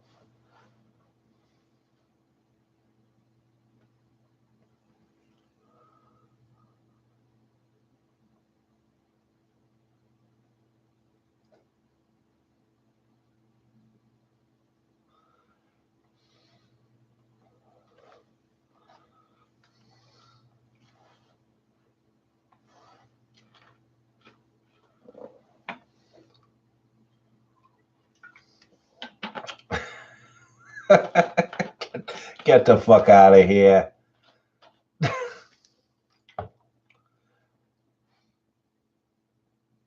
I treat fish sticks with respect too. I dip it in tartar sauce and eat them. A murder Monday.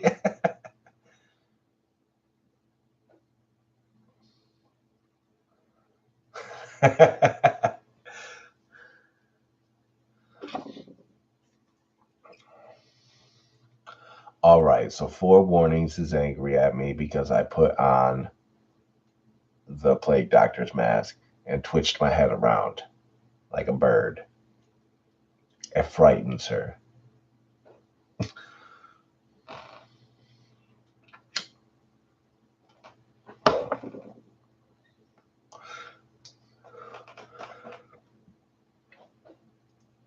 If anyone else has a story that they would like me to read, then please send me the link to it either on Discord or on Twitter.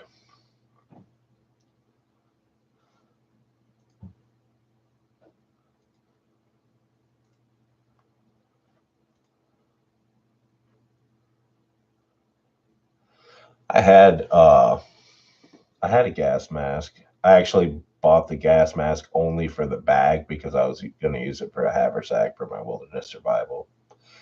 I didn't like the gas mask because it was like one of those full head rubber ones, and it was just horribly uncomfortable. And basically, yeah, you can breathe. Sure, I guess you can breathe this toxic air, but it's going to cut off the blood flow to your brain. So either way, you're dying. Either way, you're not going to make it.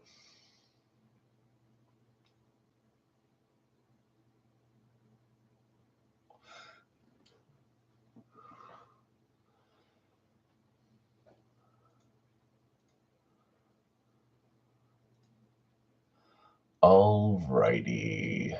So I got the next story picked out, unless somebody wants to send me one. It's called The Thing That Stalks the Field. Oh, by the way, Brad, I am eyeballing one of your stories, The Letters from a Widow, for Wednesday's video. Is that all right with you? Since I got you right here. See, that's why I like Brad. Brad, he don't care.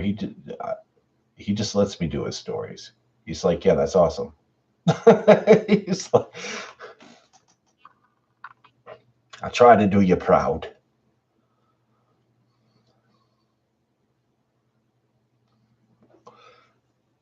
All right.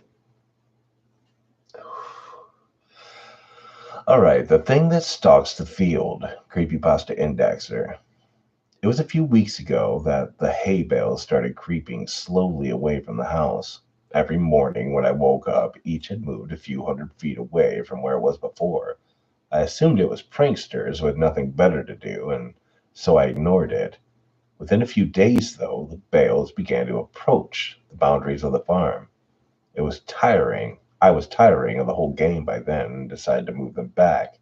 It took a tedious hour to bring them off from where they were to over near the house again, and by the time I was done, I was ready to snap the neck of whatever little pissant was deciding to screw with me. The next morning, I found each and every one of my horses messily decapitated. The smell was what woke me up. Each one was slumped over against the side of its stall. There was no sign of the heads. I spent the rest of the day cleaning up the mess and burying the remains. It was only when I it was only when I was done that I noticed the bales of hay had all returned to their positions from the day before, scattered far out into the fields. This time I left them where they were. That night I sat on my porch with my shotgun in hand and a pot of coffee on the table beside me. I sat for hours, straining my eyes into the fields to catch a glimpse of those who was moving my hay bales.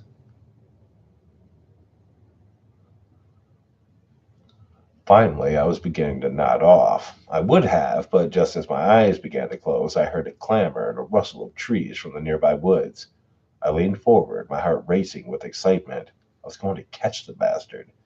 I fumbled with my gun and fidgeted in my seat, waiting anxiously for whoever it was to get close enough to ambush. It was only when the thing got close enough for me to make out its silhouette in the dark that I was frozen still. The thing that crept into my fields from the nearby woods didn't seem to notice me sitting there. It stalked, hunched and deliberate, through the field with the posture of a tiptoeing thief. If not for the fact that it must have towered over 10 feet tall, even with its crouched position, it might have seemed almost frail. The thinness of its arms and legs and the emaciated, caved in quality of its chest reminded me of a starving animal. Still, this thing was undeniably strong, and I watched it hoist each bale up into its arms with ease, and set it down carefully a while away.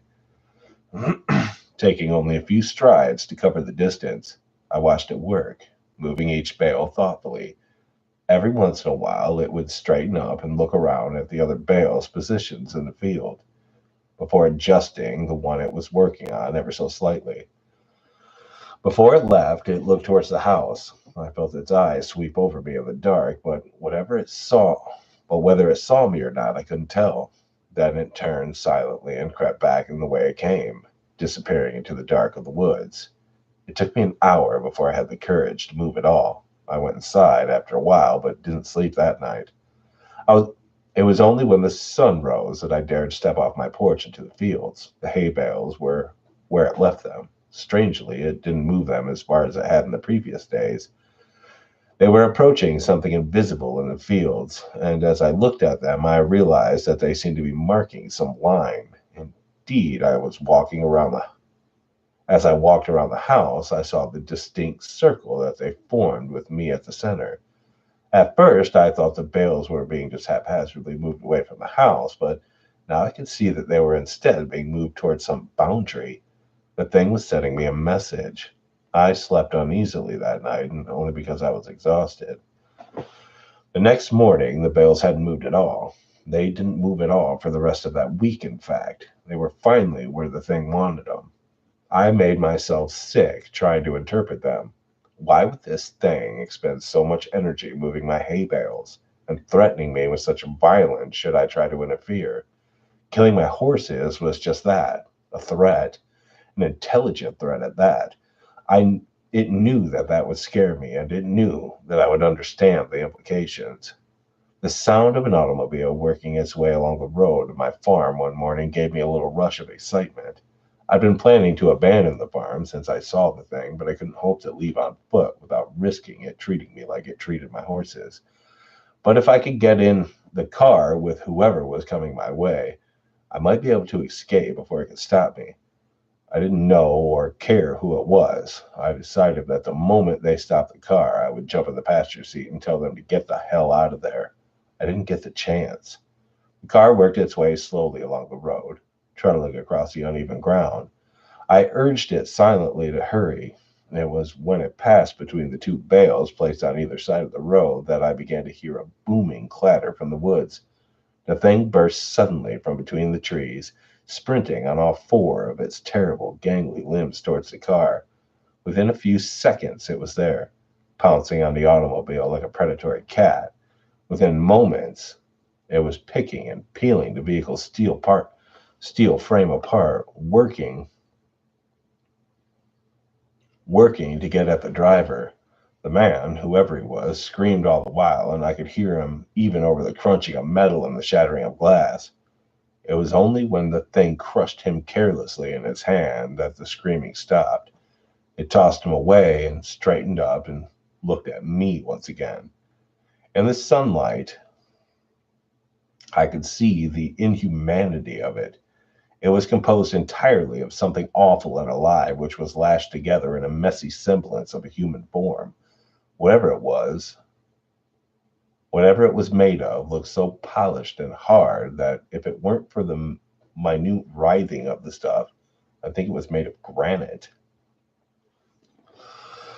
The thing retreated back into the woods, and I was left to my shock. My eyes wandered to where the car sat, the engine still sputtering between two of the hay bales. Suddenly, I understood. The message was clear.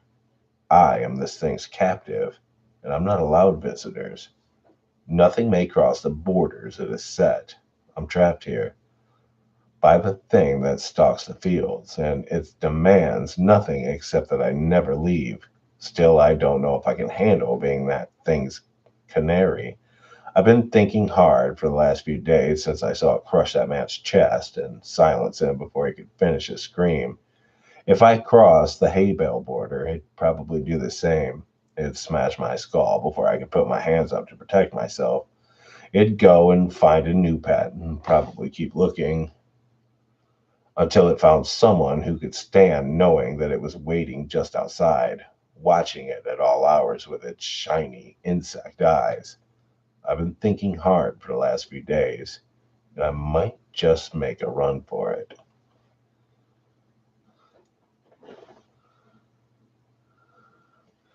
Ah, yes, my cigarette. Good point, Reaper.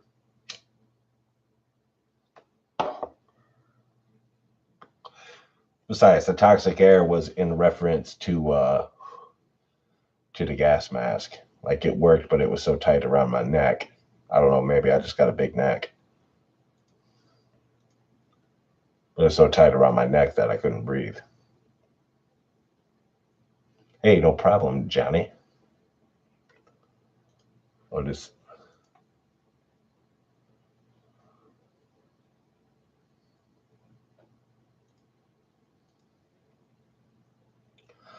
all right. So what's everybody doing for Halloween? What's your plans?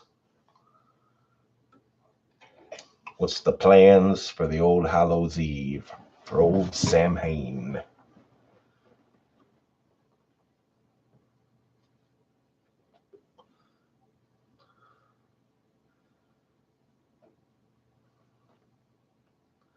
I'll probably be handing out candy.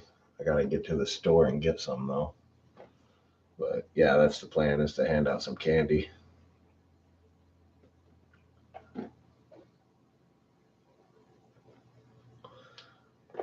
Well, I think I'm probably gonna do a live stream on like after trick or treating's over. Probably start 9 o'clock. Cause here, I think 8 o'clock is when they cut it off, or maybe that's when it starts. I don't know, but I'm probably gonna do a live stream on Halloween. And then I'm going to release my normal video and then just do a live stream for the fun of it.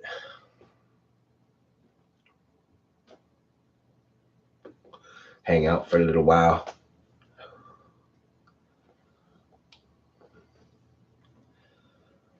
Other than that, I don't really have any plans that I know of, at least. I don't know. Who knows? Maybe I'll get back in for some freaking Halloween party or something.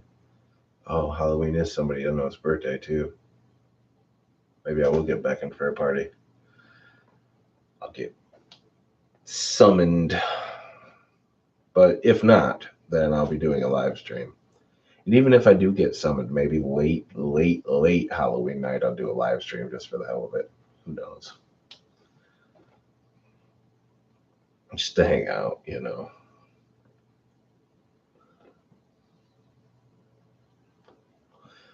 Again, if anyone has a favorite story that they would like me to read, please send me a link to it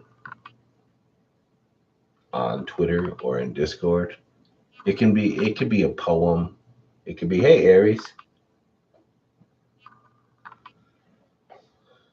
Aries looking good in her hoodie.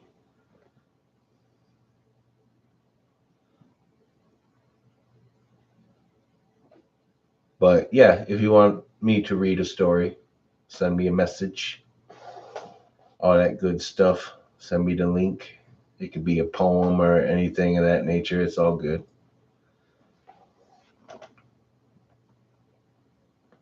It can be a love poem, Johnny. I don't care. I like poetry. I enjoy reading poetry.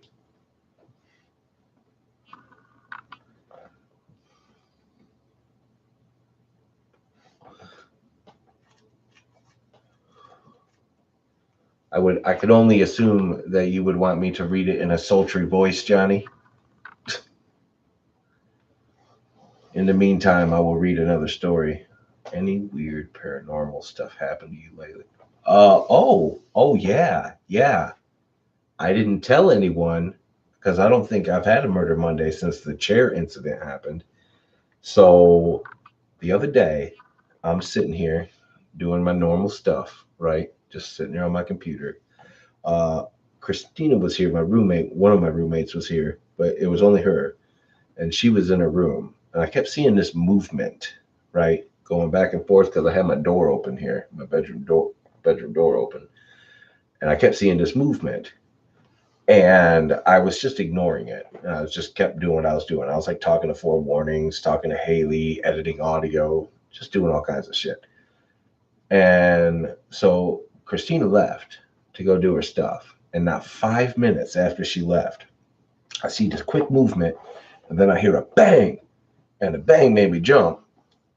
And I look over, and this freaking, it's like a lazy boy chair. There's a video, kind of. It's not much. It's not enough for me to be like, oh, look, definitely a haunting.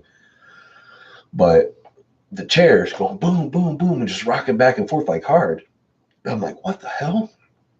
So I grab my tablet. I go out there immediately, and I'm fucking trying to get it to start recording and everything. I get out there, and I'm in the kitchen, and you can see the chair still moving a little bit, and it's just slowing down to a stop like that. Right at that's all I got on camera, and I'm like trying to explain like that shit's moving on its own, blah blah blah. And I go up to the chair, move it, turn it back around, and yeah, the chair moved on its own. It didn't just move, it didn't just rock on its own. It flipped, turned all the way around because it's a swivel chair, like swivels. It swiveled all the way around, facing the wall at this point, and then was rocking back and forth like somebody was like strongly rocking in this chair. And yeah, it was pretty crazy. It was pretty crazy. So yeah, I mean, I do have a little video clip of it. It's very short though. It's like a very short video clip of it, and it's not it's not worth posting or anything like that. You know what I mean? Not in my opinion, because there's not enough going on. I only catch the chair barely moving by the time I finally got it recorded and everything. The chair is just barely moving. No, I don't have it set up to share the screen, Johnny.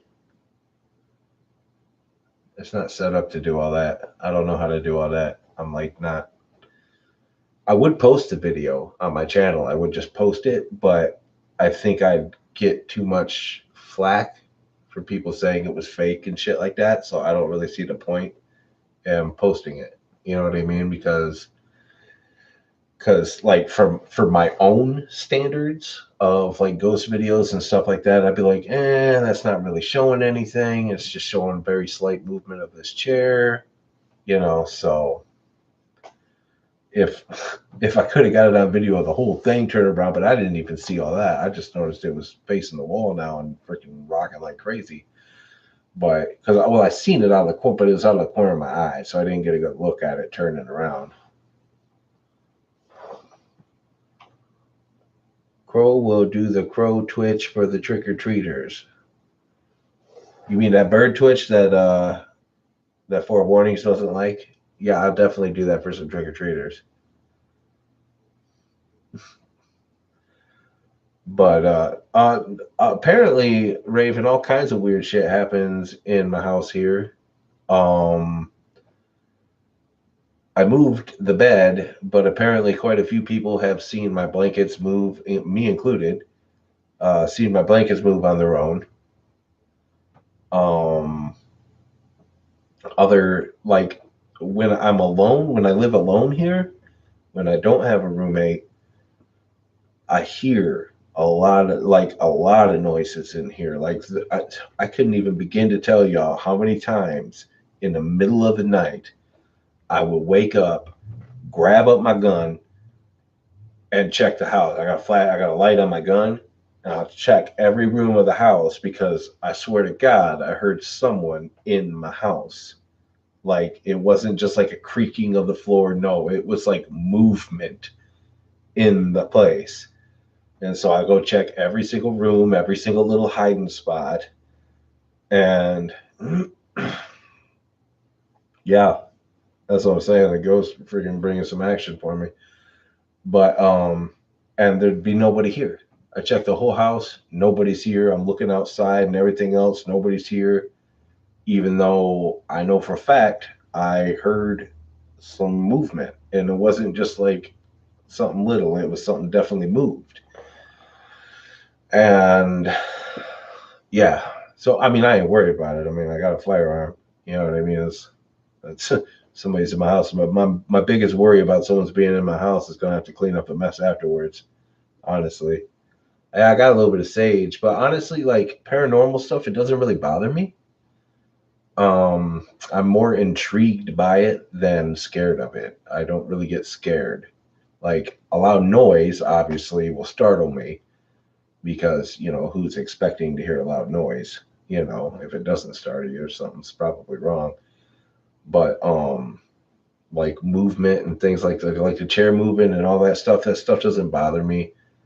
As Four Warnings, man, I was sitting there video chatting with her one day, and she sees my freaking blanket move, and I'm just like, huh, that's crazy. And then I'm looking in the screen, and I see the blanket move, and then she seen it too, and I was like, oh, I did see it that time, and I was just like, huh, cool. I was just like, whatever. So like paranormal stuff doesn't scare me. I wish I had a good camera, um, like one that could do night vision and stuff like that, because I would totally set it up and try to actually catch some stuff, you know. Um, but I don't, and I can't afford one. So, but yep, and I am trying to make it to where the backdrop here in the live streams look a little better. I got some daggers and a little fireplace thing, and I plan on putting some stuff on the walls up here, like a decal of like a window into like a spooky woods or something like that, which I like that too because I don't like that wall doesn't have a window. What up, Kenny the Koala? How you doing? I think Four Warnings was flipping out because she was recalling seeing my blanket move all on its own.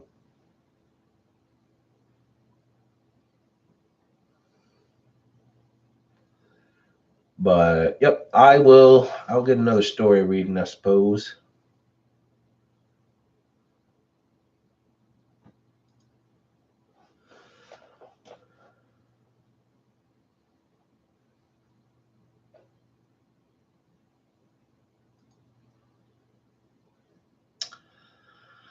All right.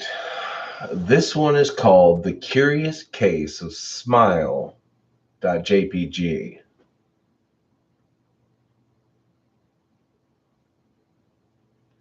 I don't want to paint the walls with the blood of forewarnings. I don't need all that. Why you got jet lag? Where you at? Or did you just get back from somewhere?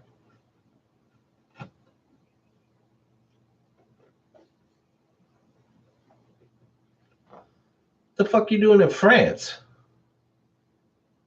How the fuck can you afford to go to France?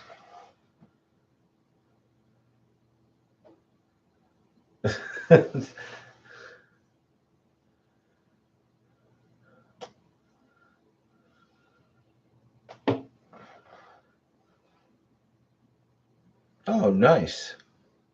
Well, that's cool.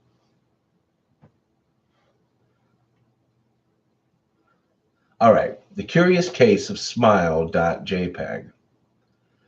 I first I first met in person with Mary E. in the summer of 2007. I had arranged with her husband of 15 years, Terrence, to see her for an interview. Mary had initially agreed, since I was not a newsman, but rather an amateur writer gathering information for a few early college assignments and, if all went according to plan, some pieces of fiction. We scheduled the interview for a particular weekend when I was in Chicago on unrelated business. But at the last moment, Mary changed her mind and locked herself in the couple's bedroom, refusing to meet with me. For a half an hour, I sat with Terence as we camped outside the bedroom door. I listened and taking notes while he attempted fruitlessly to calm his wife. The things Mary said made little sense, but fit into the pattern I was expecting. Though I could not see her, I could tell from her voice that she was crying, and more often than not, her objections to speaking with me centered around an incoherent di- diatribe on her dreams, her nightmares. Terence apologized profusely when we ceased the exercise, and I did my best to take it in stride. Recall that I wasn't a reporter in search of a story, but merely a curious young man in search of information. Besides, I thought at the time I could perhaps find another similar case if I put my mind and resources to it. Mary E. was the sis was the SysOp was the SysOp for a small Chicago-based bulletin board system in 1992 when she first encountered Smile.jpg, and her life changed forever. She and Terence had been married for only 5 months. Mary was one of an estimated 400 people who saw the image when it was posted as a hyperlink on the BBS, though she is the only one who has spoken openly about the experience. The rest have remained anonymous or perhaps dead. In 2005, when I was only in 10th grade, Smile.jpg was first brought to my attention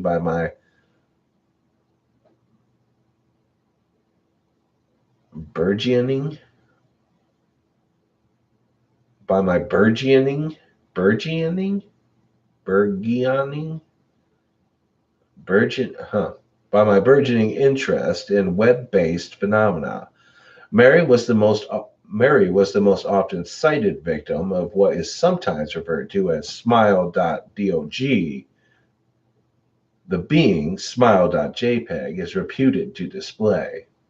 What caught my interest, other than the obvious macabre elements of the cyber legend and my proclivity towards such things, was the sheer lack of information, usually to the point that people don't believe it even exists other than the rumors or hoax. It is unique because though the entire phenomenon centers on a picture file, that the file is nowhere to be found on the internet. Certainly many photo manipulated. stimula, stimu,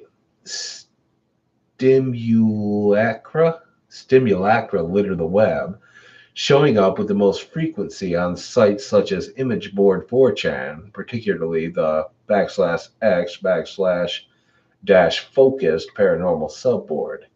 It is suspected that these are fakes because they do not have the effect the true smile.jpg is believed to have, namely sudden onset temporal lobe epilepsy and acute anxiety.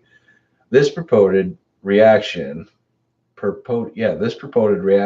in the viewer is one of the reasons the phantom-like smile.jpg is regarded with such disdain, since it is patiently absurd, since it is patently absurd. Man, I got my fucking eyes suck.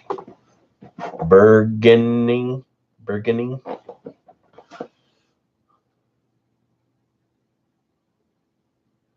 Hold on, I gotta find where I was.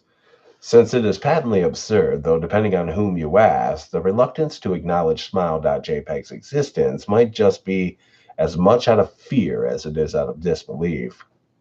Burgeoning. Neither smile.jpg nor smile.dog is mentioned anywhere on Wikipedia, though the website features articles on such other, perhaps more scandalous shock sites, such as Gotc, Hello.jpg, or Two Girls, One Cup. Any attempt to create a page pertaining to smile.jpg is summarily deleted by any of the encyclopedia's many admins.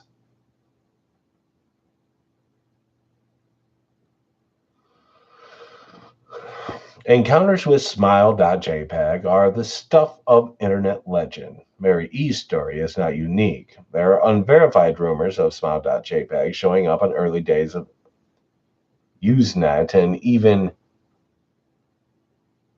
one persistent tale that in 2002 a hacker flooded the forums of humor and satire website Something Awful with a deluge of smile.dog pictures, rendering almost of the forum's users, almost all of the forum's users at the time epileptic. It is also said that in the mid to late 90s that smile.jpg circulated on Usenet and is an attachment of a chain email with a subject like Smile, God loves you. Yet despite the huge exposure these stunts would generate, there are few people who would admit to having experienced any of them, and no trace of the file or any link has ever been discovered. Those who claim to have seen smile.jpg often weakly joke that they were far too busy to save a copy of the picture to their hard drive. However, all alleged victims offer the same description of the photo: a dog-like creature, usually described as appearing similar to a Siberian husky, illuminated by the flash of a camera, sits in a dim room, the only background detail visible being a human hand extending from the darkness near the left side of the frame. The hand is empty, but is usually described as beckoning. Of course, most attention is given to the dog or dog creature, as some victims are more certain than others about what they claim to have seen. The muzzle of the beast is repeatedly split in a wide grin, revealing two rows of very white, very straight, very sharp, and very human looking teeth.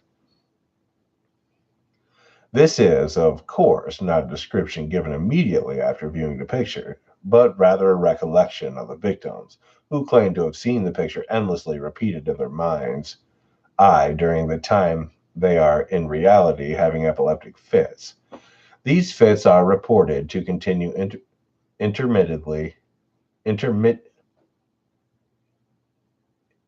in, in, I'm not even sure that's spelled right, intermittently, often while the victim sleeps, resulting in very vivid and disturbing nightmares. These may be treated with medication, though in some cases it is more effective than others. Mary E., I assume, was not on effective medication. That was why, after my visit to her apartment in 2007, I sent out feelers to several folklore and urban legend oriented news groups, websites, and mailing lists, hoping to find the name of the supposed victim of Smile Smile.jpg,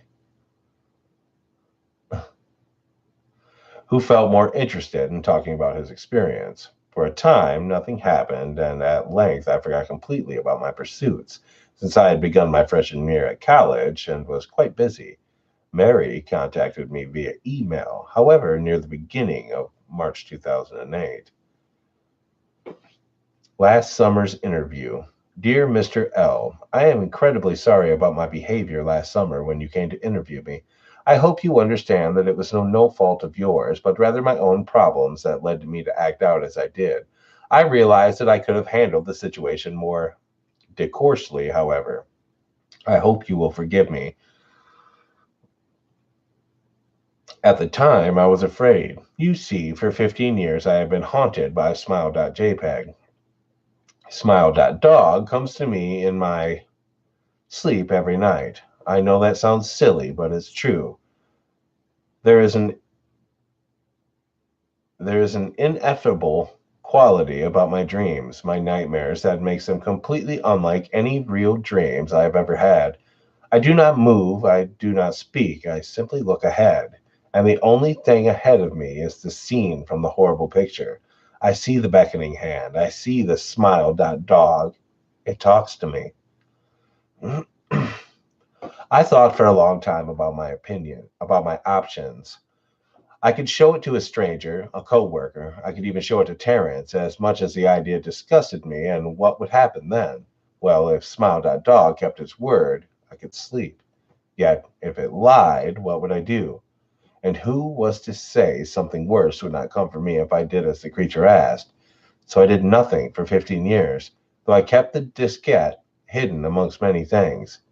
Every night for 15 years, Smile.dog has come to me in my sleep and demanded that I spread the word. For 15 years, I have stood strong, though there have been hard times. Many of my fellow victims on the BBS board, where I first encountered Smile.jpg, stopped posting. I heard some of them committed suicide. Others remained completely silent, simply disappearing off the face of the web. They are the ones I worry about the most. I sincerely hope you will forgive me, Mr. L, but last summer when you contacted me and my husband about an interview, I was near the breaking point. I didn't care if Smile.dog was lying or not. I wanted it to end. You were a stranger, someone I had no connection with, and I thought I would not feel sorrow when you took the diskette as part of your research and sealed your fate. Before you arrived, I realized what I was doing. I was plotting to ruin your life. I cannot stand the thought, and in fact, I still cannot. I am ashamed, Mr. L, and I hope that this warning will dissuade you from further investigation of Smile.jpg. You may in time encounter someone who is, if not weaker than I, then wholly more depraved. Someone who will not hesitate to follow Smile.dog's orders. Stop while you are still whole. Sincerely, Mary E. What's up, meow? Paranormal Stephanie, thanks for coming. Terrence contacted me later that month with the news that his wife had killed herself. While cleaning up various things she'd left behind, closing email accounts and the like, he happened upon the above message. He was a man in shambles. He wept as he told me to listen to his wife's advice. He found the diskette, he revealed, and burned it until it was nothing but a stinking pile of blackened plastic. The part that most disturbed me, however, was how the diskette had hissed as it melted, like some sort of animal, he said. I will admit that I was a little uncertain about how to respond to this. At first, I thought perhaps it was a joke with a couple of belated playing with a couple belatedly playing with the situation in order to get a rise out of me. But a quick check of several Chicago newspapers online obituaries, however, proved me that Mary E. was indeed dead. There was, of course, no mention of suicide in the article. I decided that, for at least a time, I would not further pursue the subject of Smile.jpg, especially since I had finals coming up at the end of May. But the world has odd ways of testing up. Almost a full year after I returned from my disastrous interview with Mary E., I received another email. Subject: Smile. Hello. I found your email address through a mailing list Your profile said you were interested in Smile Dog. I have saw it, and it's not as bad as everyone says. I have sent it to you here, just spreading the word. The final line chilled me to the bone. According to my email client, there was one file attached called Naturally, smile.jpg. I considered downloading it for some time. It was most likely a fake, I imagined, and even if it weren't, I was never wholly convinced of smile.jpg's peculiar powers. Mary E's account had shaken me, yes, but she was probably mentally unbalanced anyways. After all, how could a single image do what smile.jpg was said to accomplish? What sort of creature was it that could break one's mind with only the power of the eye? And if such things were patiently absurd, no, if such things were patently absurd, then why did the legend exist at all? If I downloaded the image, if I looked at it, and if Mary turned out to be correct, if Smile.dog came to me in my dreams demanding I spread the word, what would I do? Would I live my life as Mary had, fighting against the urge to give in until I died, or would I simply spread the word, eager to be put to rest? And if I chose the latter route, how could I do it? Whom would I burden? Whom would I burden in turn? If I went through my earlier intention to write a short article about smile.jpg, I decided I could attach it as evidence, and anyone who read the article, anyone who took interest, would be affected. And even assuming the smile.jpg attached to the email was genuine, I would be capricious enough to save myself in that manner. Ooh, and then there's a picture of the dog. Yeah, that's. I'm not going into an epileptic fit, though. Oh, okay. I was like, what the fuck is that? Sorry.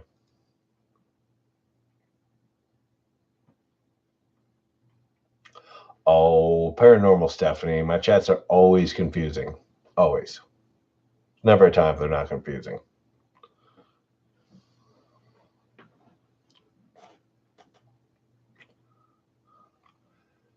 Yes, your blue crow is lovely. It is a lovely blue crow. Absolutely lovely.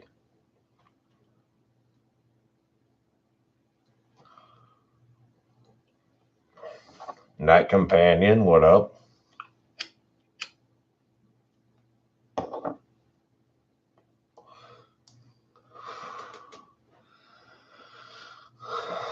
All right. All right. We got this story here.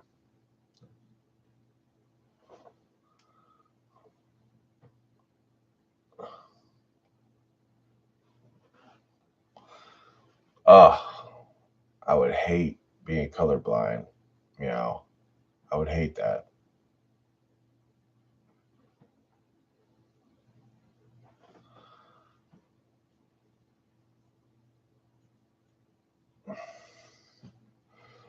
Oh, yeah, I'm romancing you. All right.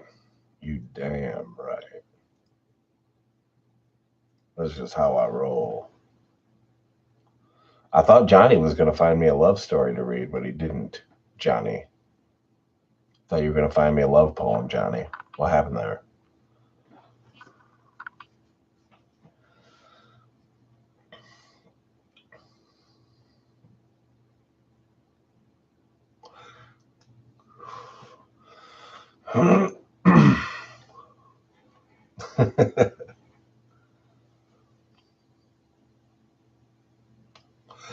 I'm not going to read no corn hub, bro. All right, but I am going to read this story by M59 Gar called A Shattered Life. I don't know when you're going to read this, but I can tell you when it started. I was out for a walk alone in the woods when the entity came for me. It was beyond a blur. It was, for lack of a better term, absence of meaning. Where it hid, there were no trees. Where it crept closer, there was no grass. Through the arc, it leapt at me. There was no breeze of motion. There was no air at all. As it struck, I felt the distinct sensation of claws puncturing me somewhere unseen, somewhere I'd never felt before. My hands and arms and legs and torso seemed fine, and I wasn't bleeding, but I knew I'd been injured somehow. As I fearfully ran back home, I could tell that I was less. I was vaguely tired, and it was hard to focus at times.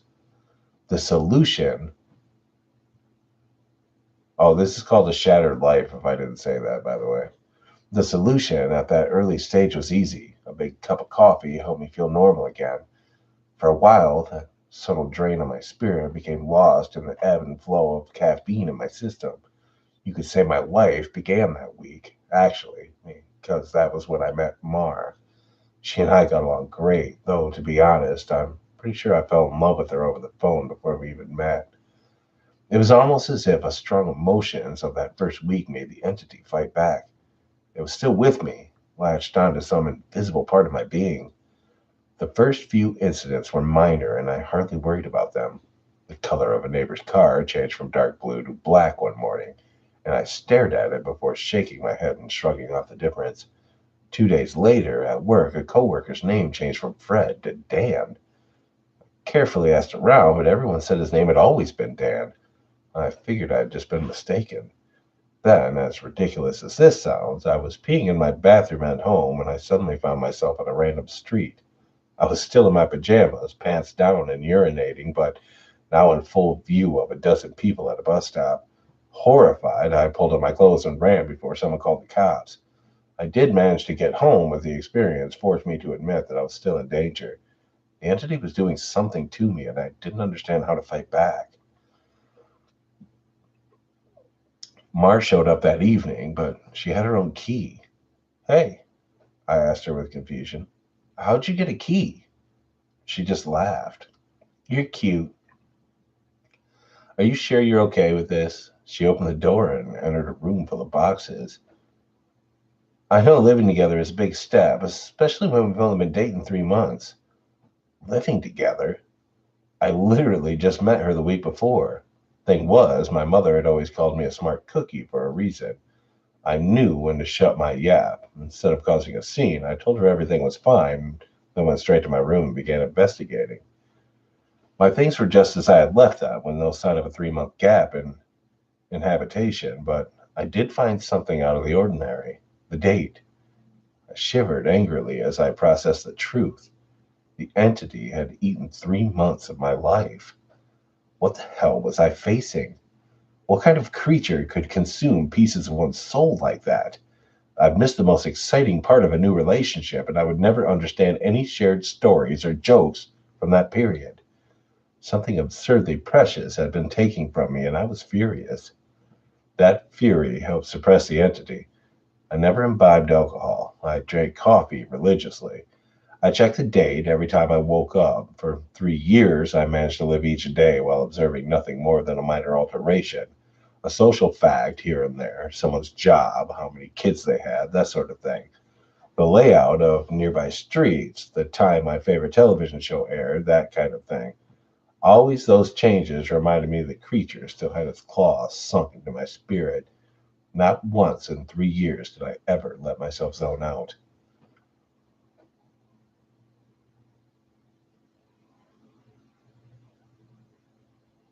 The hell?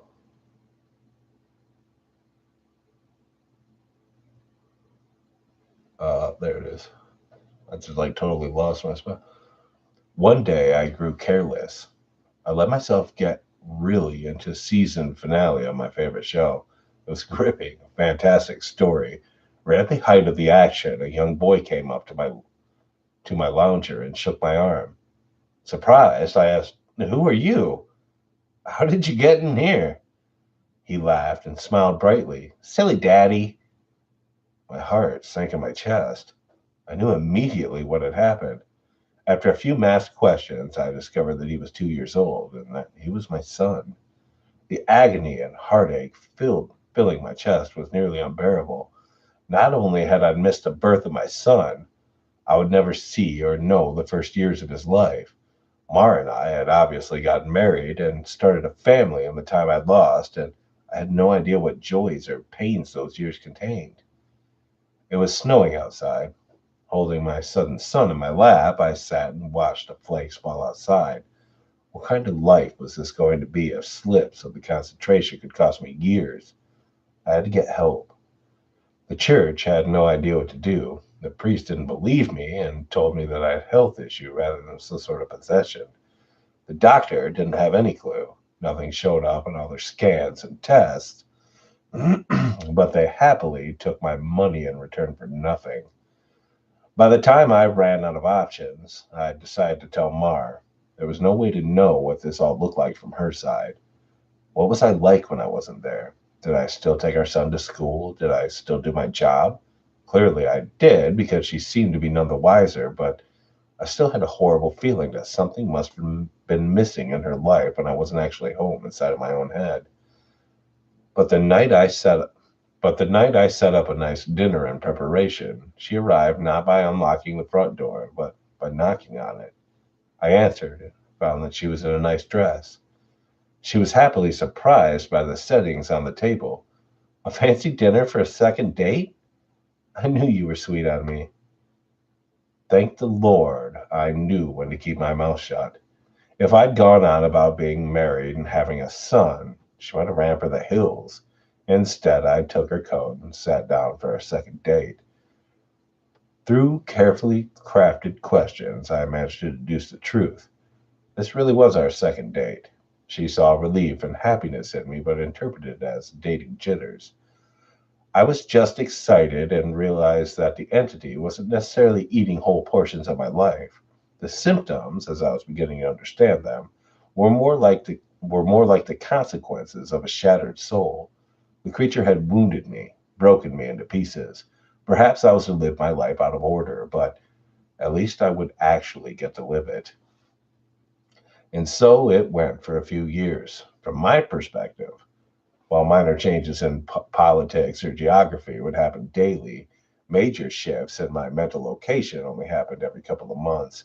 When I found myself in a new place and time in my life, I just shut up and listened, making sure to get the lay of the land before doing anything to avoid making mistakes. On the farthest flung leap yet, I met my 6 year old grandson, and I asked him what he wanted to be when he grew up. He said a writer. I told him that was a fine idea. Then I was back in a month or two of my relationship with Mar, and I had the best night with her on the riverfront. When I say the best, I mean the best. Knowing how special she would become to me, I asked her to move in. I got to live through what I'd missed the first go around and came to understand that I was never mentally absent. I would always be there, eventually. When we were moving in her boxes, when we were moving her boxes in, she stopped for a moment and she marveled at my great love, as if I'd known her for a lifetime and never once doubted that she was the one. That was the first time I had truly laughed freely and wholeheartedly since the entity had wounded me. She was right about my love for her, but for exactly the reason she considered a silly romantic analogy. I had known her my whole life, and I'd come to terms with my situation and found peace with it. It wasn't so bad to have sneak peeks at the best parts ahead. But of course, I wouldn't be writing this if it hadn't gotten worse. The entity was still with me, and had not wounded me and departed like I'd want to believe. The closest I can describe my growing understanding was that the creature was burrowing deeper into my psyche, fracturing it into smaller pieces. Instead of months between major shifts, I began having only weeks. Once I noticed that trend, I feared my ultimate fate would be to jump between times in my life, heartbeat by heartbeat, forever confused, forever lost. Only an instant in each time meant that I would never be able to speak with anyone else, never be able to hold a conversation, never express or receive love. As the true depth of that fear came upon me, I sat in an older version of me and watched the snow falling outside. That was the one constant in my life. The weather didn't care who I was or what pains I had to face. Nature was always there. The falling snow was always like a little hook that kept me in place. The pure emotional peace it brought was like a panacea on my mental wounds. I'd never yet, I'd never yet shifted while watching the pattern fall white and thinking of the times I'd gone sledding or built a snow fort. As a child, a teenager touched my arm. Grandpa? Yeah? He startled me out of my thoughts, so I was less careful than usual. Who are you? He half grinned, as if not sure whether I was joking, handed me a stack of papers, and said, This is my first attempt at a novel. Would you read it and tell me what you think?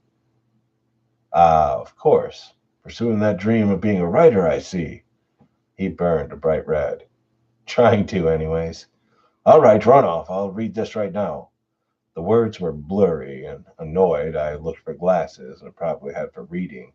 Being old was terrible, and I wanted to leap back into a younger year, but not before I read his book.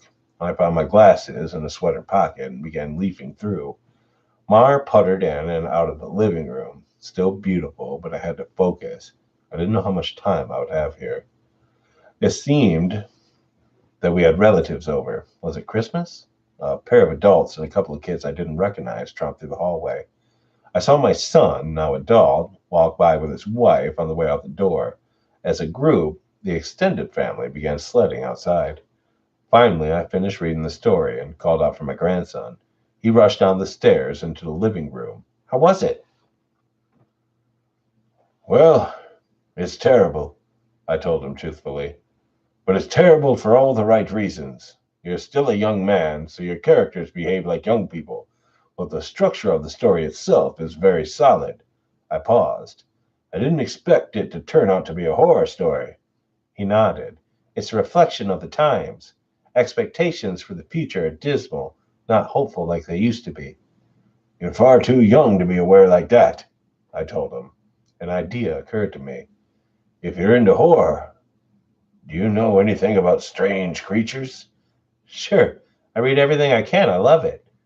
Warily, I scanned the entrance to the living room. Everyone was busy outside. For the first time, I opened up to someone about my life, about what I was experiencing. In hushed tones, I told him about my fragmented consciousness. For a teenager, he took it well. You're serious? Yeah. He donned the determined look of a grown man accepting a quest. I'll look into it and see what I can find out. You just start writing down everything you experience. Build some data. Maybe we can map out your psychic wound. Wow, that sounds like a plan. I was surprised. That made sense. I hadn't expected him to have a serious response. But how will I get all the notes in one place? Let's come up with somewhere for you to leave them, he said, frowning with thought. Then I'll get them and we can trace your path. We can trace the path you're taking through your own life. See if there's a pattern. For the first time since the situation had gotten worse, I felt hope again. How about under the stairs? Nobody ever goes under there. Sure. He turned and left the living room. I peered after him. I heard him banging around near the stairs. Finally, he returned with a box, laid it on the carpet, opened it up to reveal a bursting stack of papers. He exclaimed, Holy crap! But of course, being a teenager, he didn't really say crap. Taken aback, I blinked rapidly, forgiving his cussing because of the shock. Did I write those? He looked up at me with wonder. Yeah, or you will. You still have to write them and put them under the stairs after this. He gazed back down at the papers and covered the box. So you probably shouldn't see what they say. They could get weird. That much I understood. Right. He gulped. There's like 50 boxes under there, all filled up like this. Deciphering these will take a very long time. His tone dropped to deadly seriousness. But I will save you, Grandpa, because I don't think anyone else can. Tears flowed from my cheeks. Then I couldn't help but to sob once or twice. I hadn't realized how lonely I'd become in my shifting prison of awareness until I finally had someone who understood. Thank you. Thank you so much. And then I was young again, and at work on a random Tuesday. Once in the sadness and relief faded, anger and determination replaced them. After I finished my work, I grabbed some paper and began writing. While the weeks shifted around me, while those weeks became days and then hours, I wrote every single spare moment about when and where I thought I was. I put them under the stairs out of order. My first box was actually the 13th, and my last box was the first. Once I had over 50 boxes written from my perspective, and once my shifting became a matter of minutes, I knew it was up to my grandson to take it from there. I put my head down and stopped looking. I couldn't stand the river of changing awareness any longer. Names and places and dates and jobs and colors and people were all wrong and different.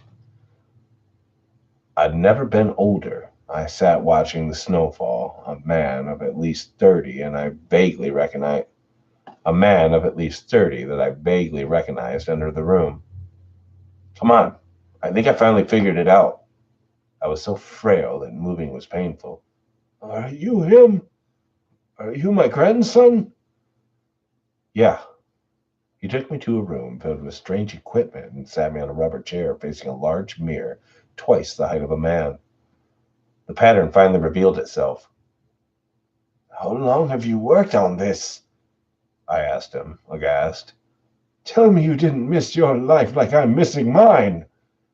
His expression was both stone cold and furiously resolute. It'll be worth it.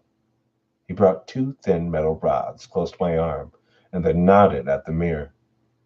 Look, this shock is carefully calibrated. The electric zap from his device was startling but not painful. In the mirror, I saw a rapid arcing light silhouette appear above my head and shoulder. The electricity moved through the creature like a wave, briefly revealing the terrible nature of what was happening to me. A bulging leech-like mouth was wrapped around the back of my head, coming down to my eyebrows and touching each ear, and its slug-like body ran over my shoulder into my very soul. It was a parasite, and it was feeding on my mind. My now adult grandson held my hand as I looked in the horror, as I took in the horror. After a moment, he asked, Removing it's going to hurt very badly. Are you up for this? Fearful, I asked, Is Mar here? His face softened. No, no, not for years now. I could tell from his reaction what had happened, but I didn't want it to be true. How? We have this conversation a lot, he responded. Are you sure you want to know? It never makes you feel better. Tears brimmed in my eyes. I don't care if it hurts or if I die. I don't want to stay in a time where she's not alive. He made a sympathetic noise of understanding and then returned to his machines to hook several wires, diodes, and other bits of technology to my limbs and forehead. While he did so, he talked. I've worked for 2 decades to figure this out, and I've had a ton of help from other researchers of the occult. This parasite doesn't technically exist on our plane. It's one of the lesser spawns of Ubu, and it feeds on the plexus of mind, soul, and quantum consciousness/reality. When details like names and colors of objects change, you weren't going crazy. The web of your existence was merely losing strands as the creature ate its way through you.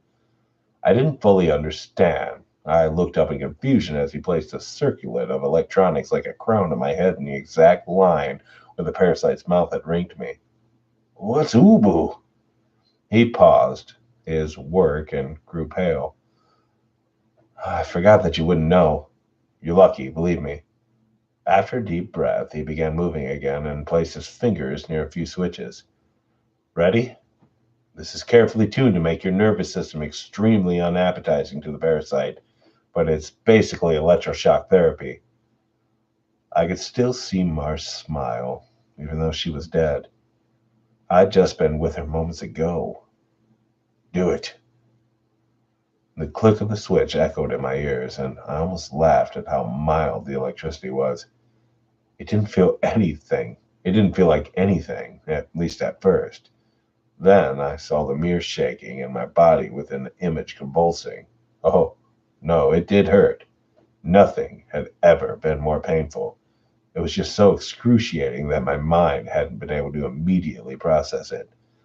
As my vision shook and fire burned in every nerve in my body, I could see the reflected, trembling white silhouette of the parasite on my head as it writhed in agony equal to mine. It had claws, six clawed, lizard like limbs under its leech like body, and it cut into me in an attempt to stay latched on. The electricity made my memories flare.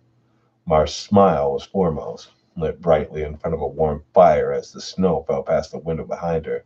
The edges of that memory began lighting up, and I realized that my life was one continuous stretch of experience. It was the only awareness of it that had been fragmented. It was only the awareness of it that had been fragmented by the feasting evil on my back. I never managed to be there for the birth of my son. I'd jump around a dozen times, but never actually lived it. For the first time, I got to hold Mara's hand and be there for her. No, no, that moment had shifted seamlessly into holding her hand as she lay in a hospital bed for a very different reason. Not this. God, why? It was so merciless to make me remember this. I broke down in tears as nurses rushed into the room. I didn't want to know. I didn't want to experience it. I'd seen all the good parts. I hadn't wanted the worst part, the inevitable end that all would one day face. It wasn't worth it. It was tainted. All that joy was given back 10,000 fold as pain. The fire in my body and in my brain surged to a sheer white torture, and I screamed. My scream faded into a surprised shout as the machine and electricity and chair faded away. Snow was no longer falling around my life. I was out in the woods on a bright summer day. Oh God. I turned to see the creature approaching me. It was the same absence of meaning, the same blank on reality. It crept forward just like before, but this time it hissed and turned away. I stood, astounded at being young again and freed from the parasite. My grandson had actually done it. He made me an unappetizing meal, so the predator of mind and soul had to move on in search of a different snack. I returned home in a daze, and while I was sitting there processing all that had happened, the phone rang. I looked at it in awe and sadness. I knew who it was. It was Marjorie, calling for the first time for some trivial reason she'd admit 30 years later was made up just to talk to me. But all I could do was see her lying in the hospital bed dying. It was going to end in unspeakable pain and loneliness. I would become an old man, left to sit by myself in an empty house, his soulmate gone long before him. At the end of it all, the only thing I would have left, sitting and watching the falling snow. But now, thanks to my grandson, I would also have my memories. It would be a wild ride, no matter how it ended. On a sudden impulse, I picked up the phone with a smile and asked, "Hey, who's this?" Even though I already knew.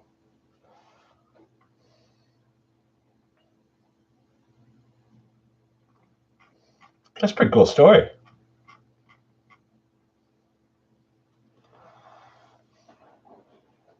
That story was legit. It was legit.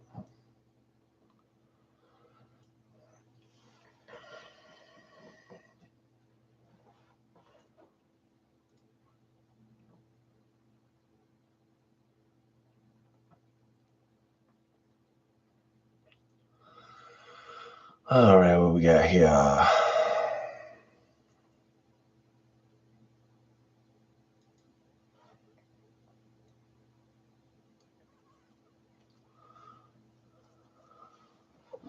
All right.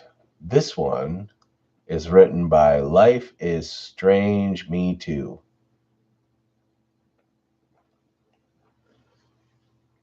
All right, Raven, you have a good night. Thanks for hanging out. This will probably be the last story I read, anyhow. I met a demon on the Tokyo subway. This is a this story is a retelling of something that happened to me when I had freaking hiccups. This story is a retelling of something that happened to me when I was 7 years old. As the years have gone by, I've grown up. I've realized that the story couldn't possibly be true, yet I can't shake the feeling that it is. It happened in Tokyo in a subway station. I was standing with my father when I saw the demon, a monstrosity,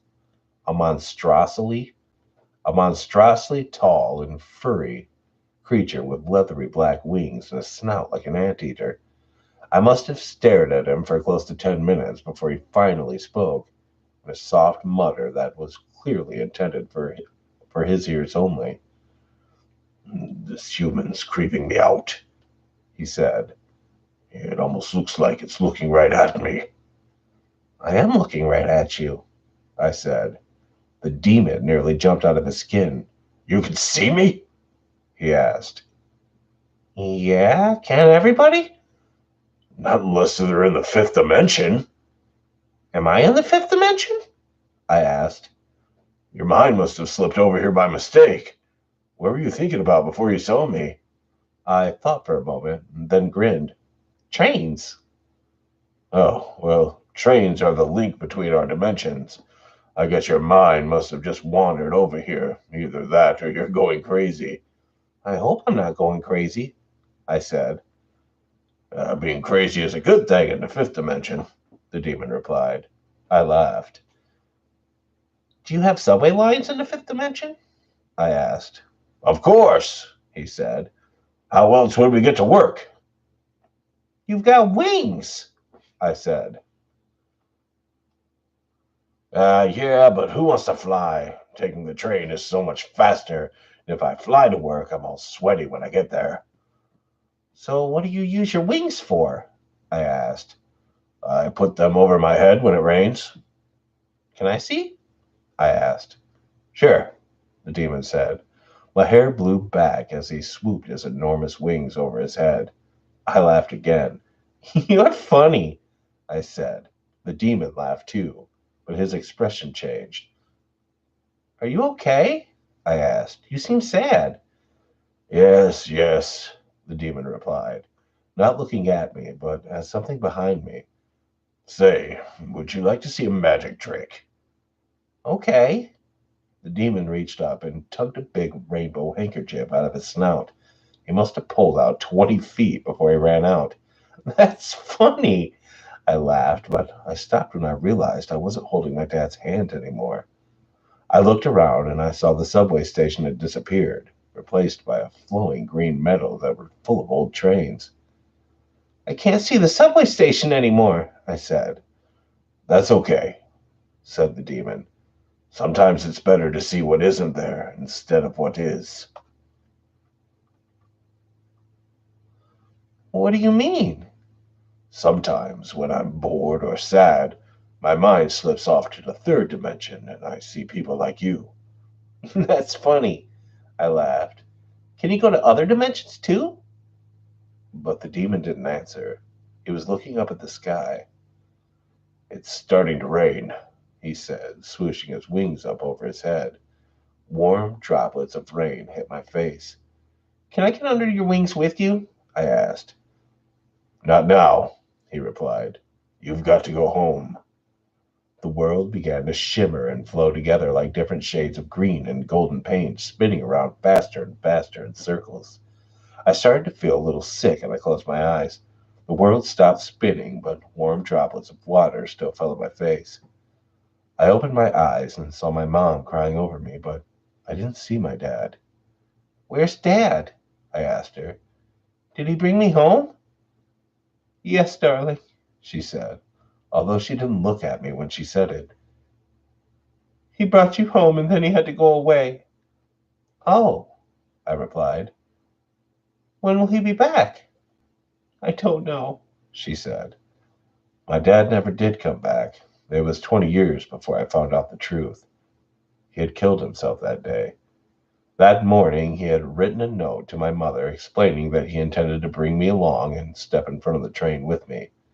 My mother found it when she got home from work and called the police, but it was too late to stop my father. The witnesses said that just before he jumped, I pulled away from his hand and ran off, fainting right after.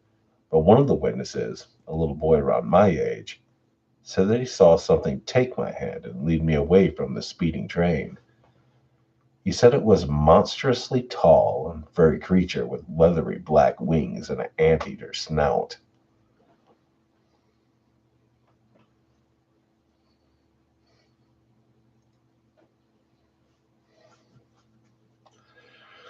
Well, all right, guys. I think I'm going to call this Murder Monday. Yeah, the demon was a Reaper. Or actually, he saved the kid's life. So was he the Reaper? All right, y'all have a good night. Probably catch some of you over there on Discord after this. So, but yep, y'all have a good one. See you.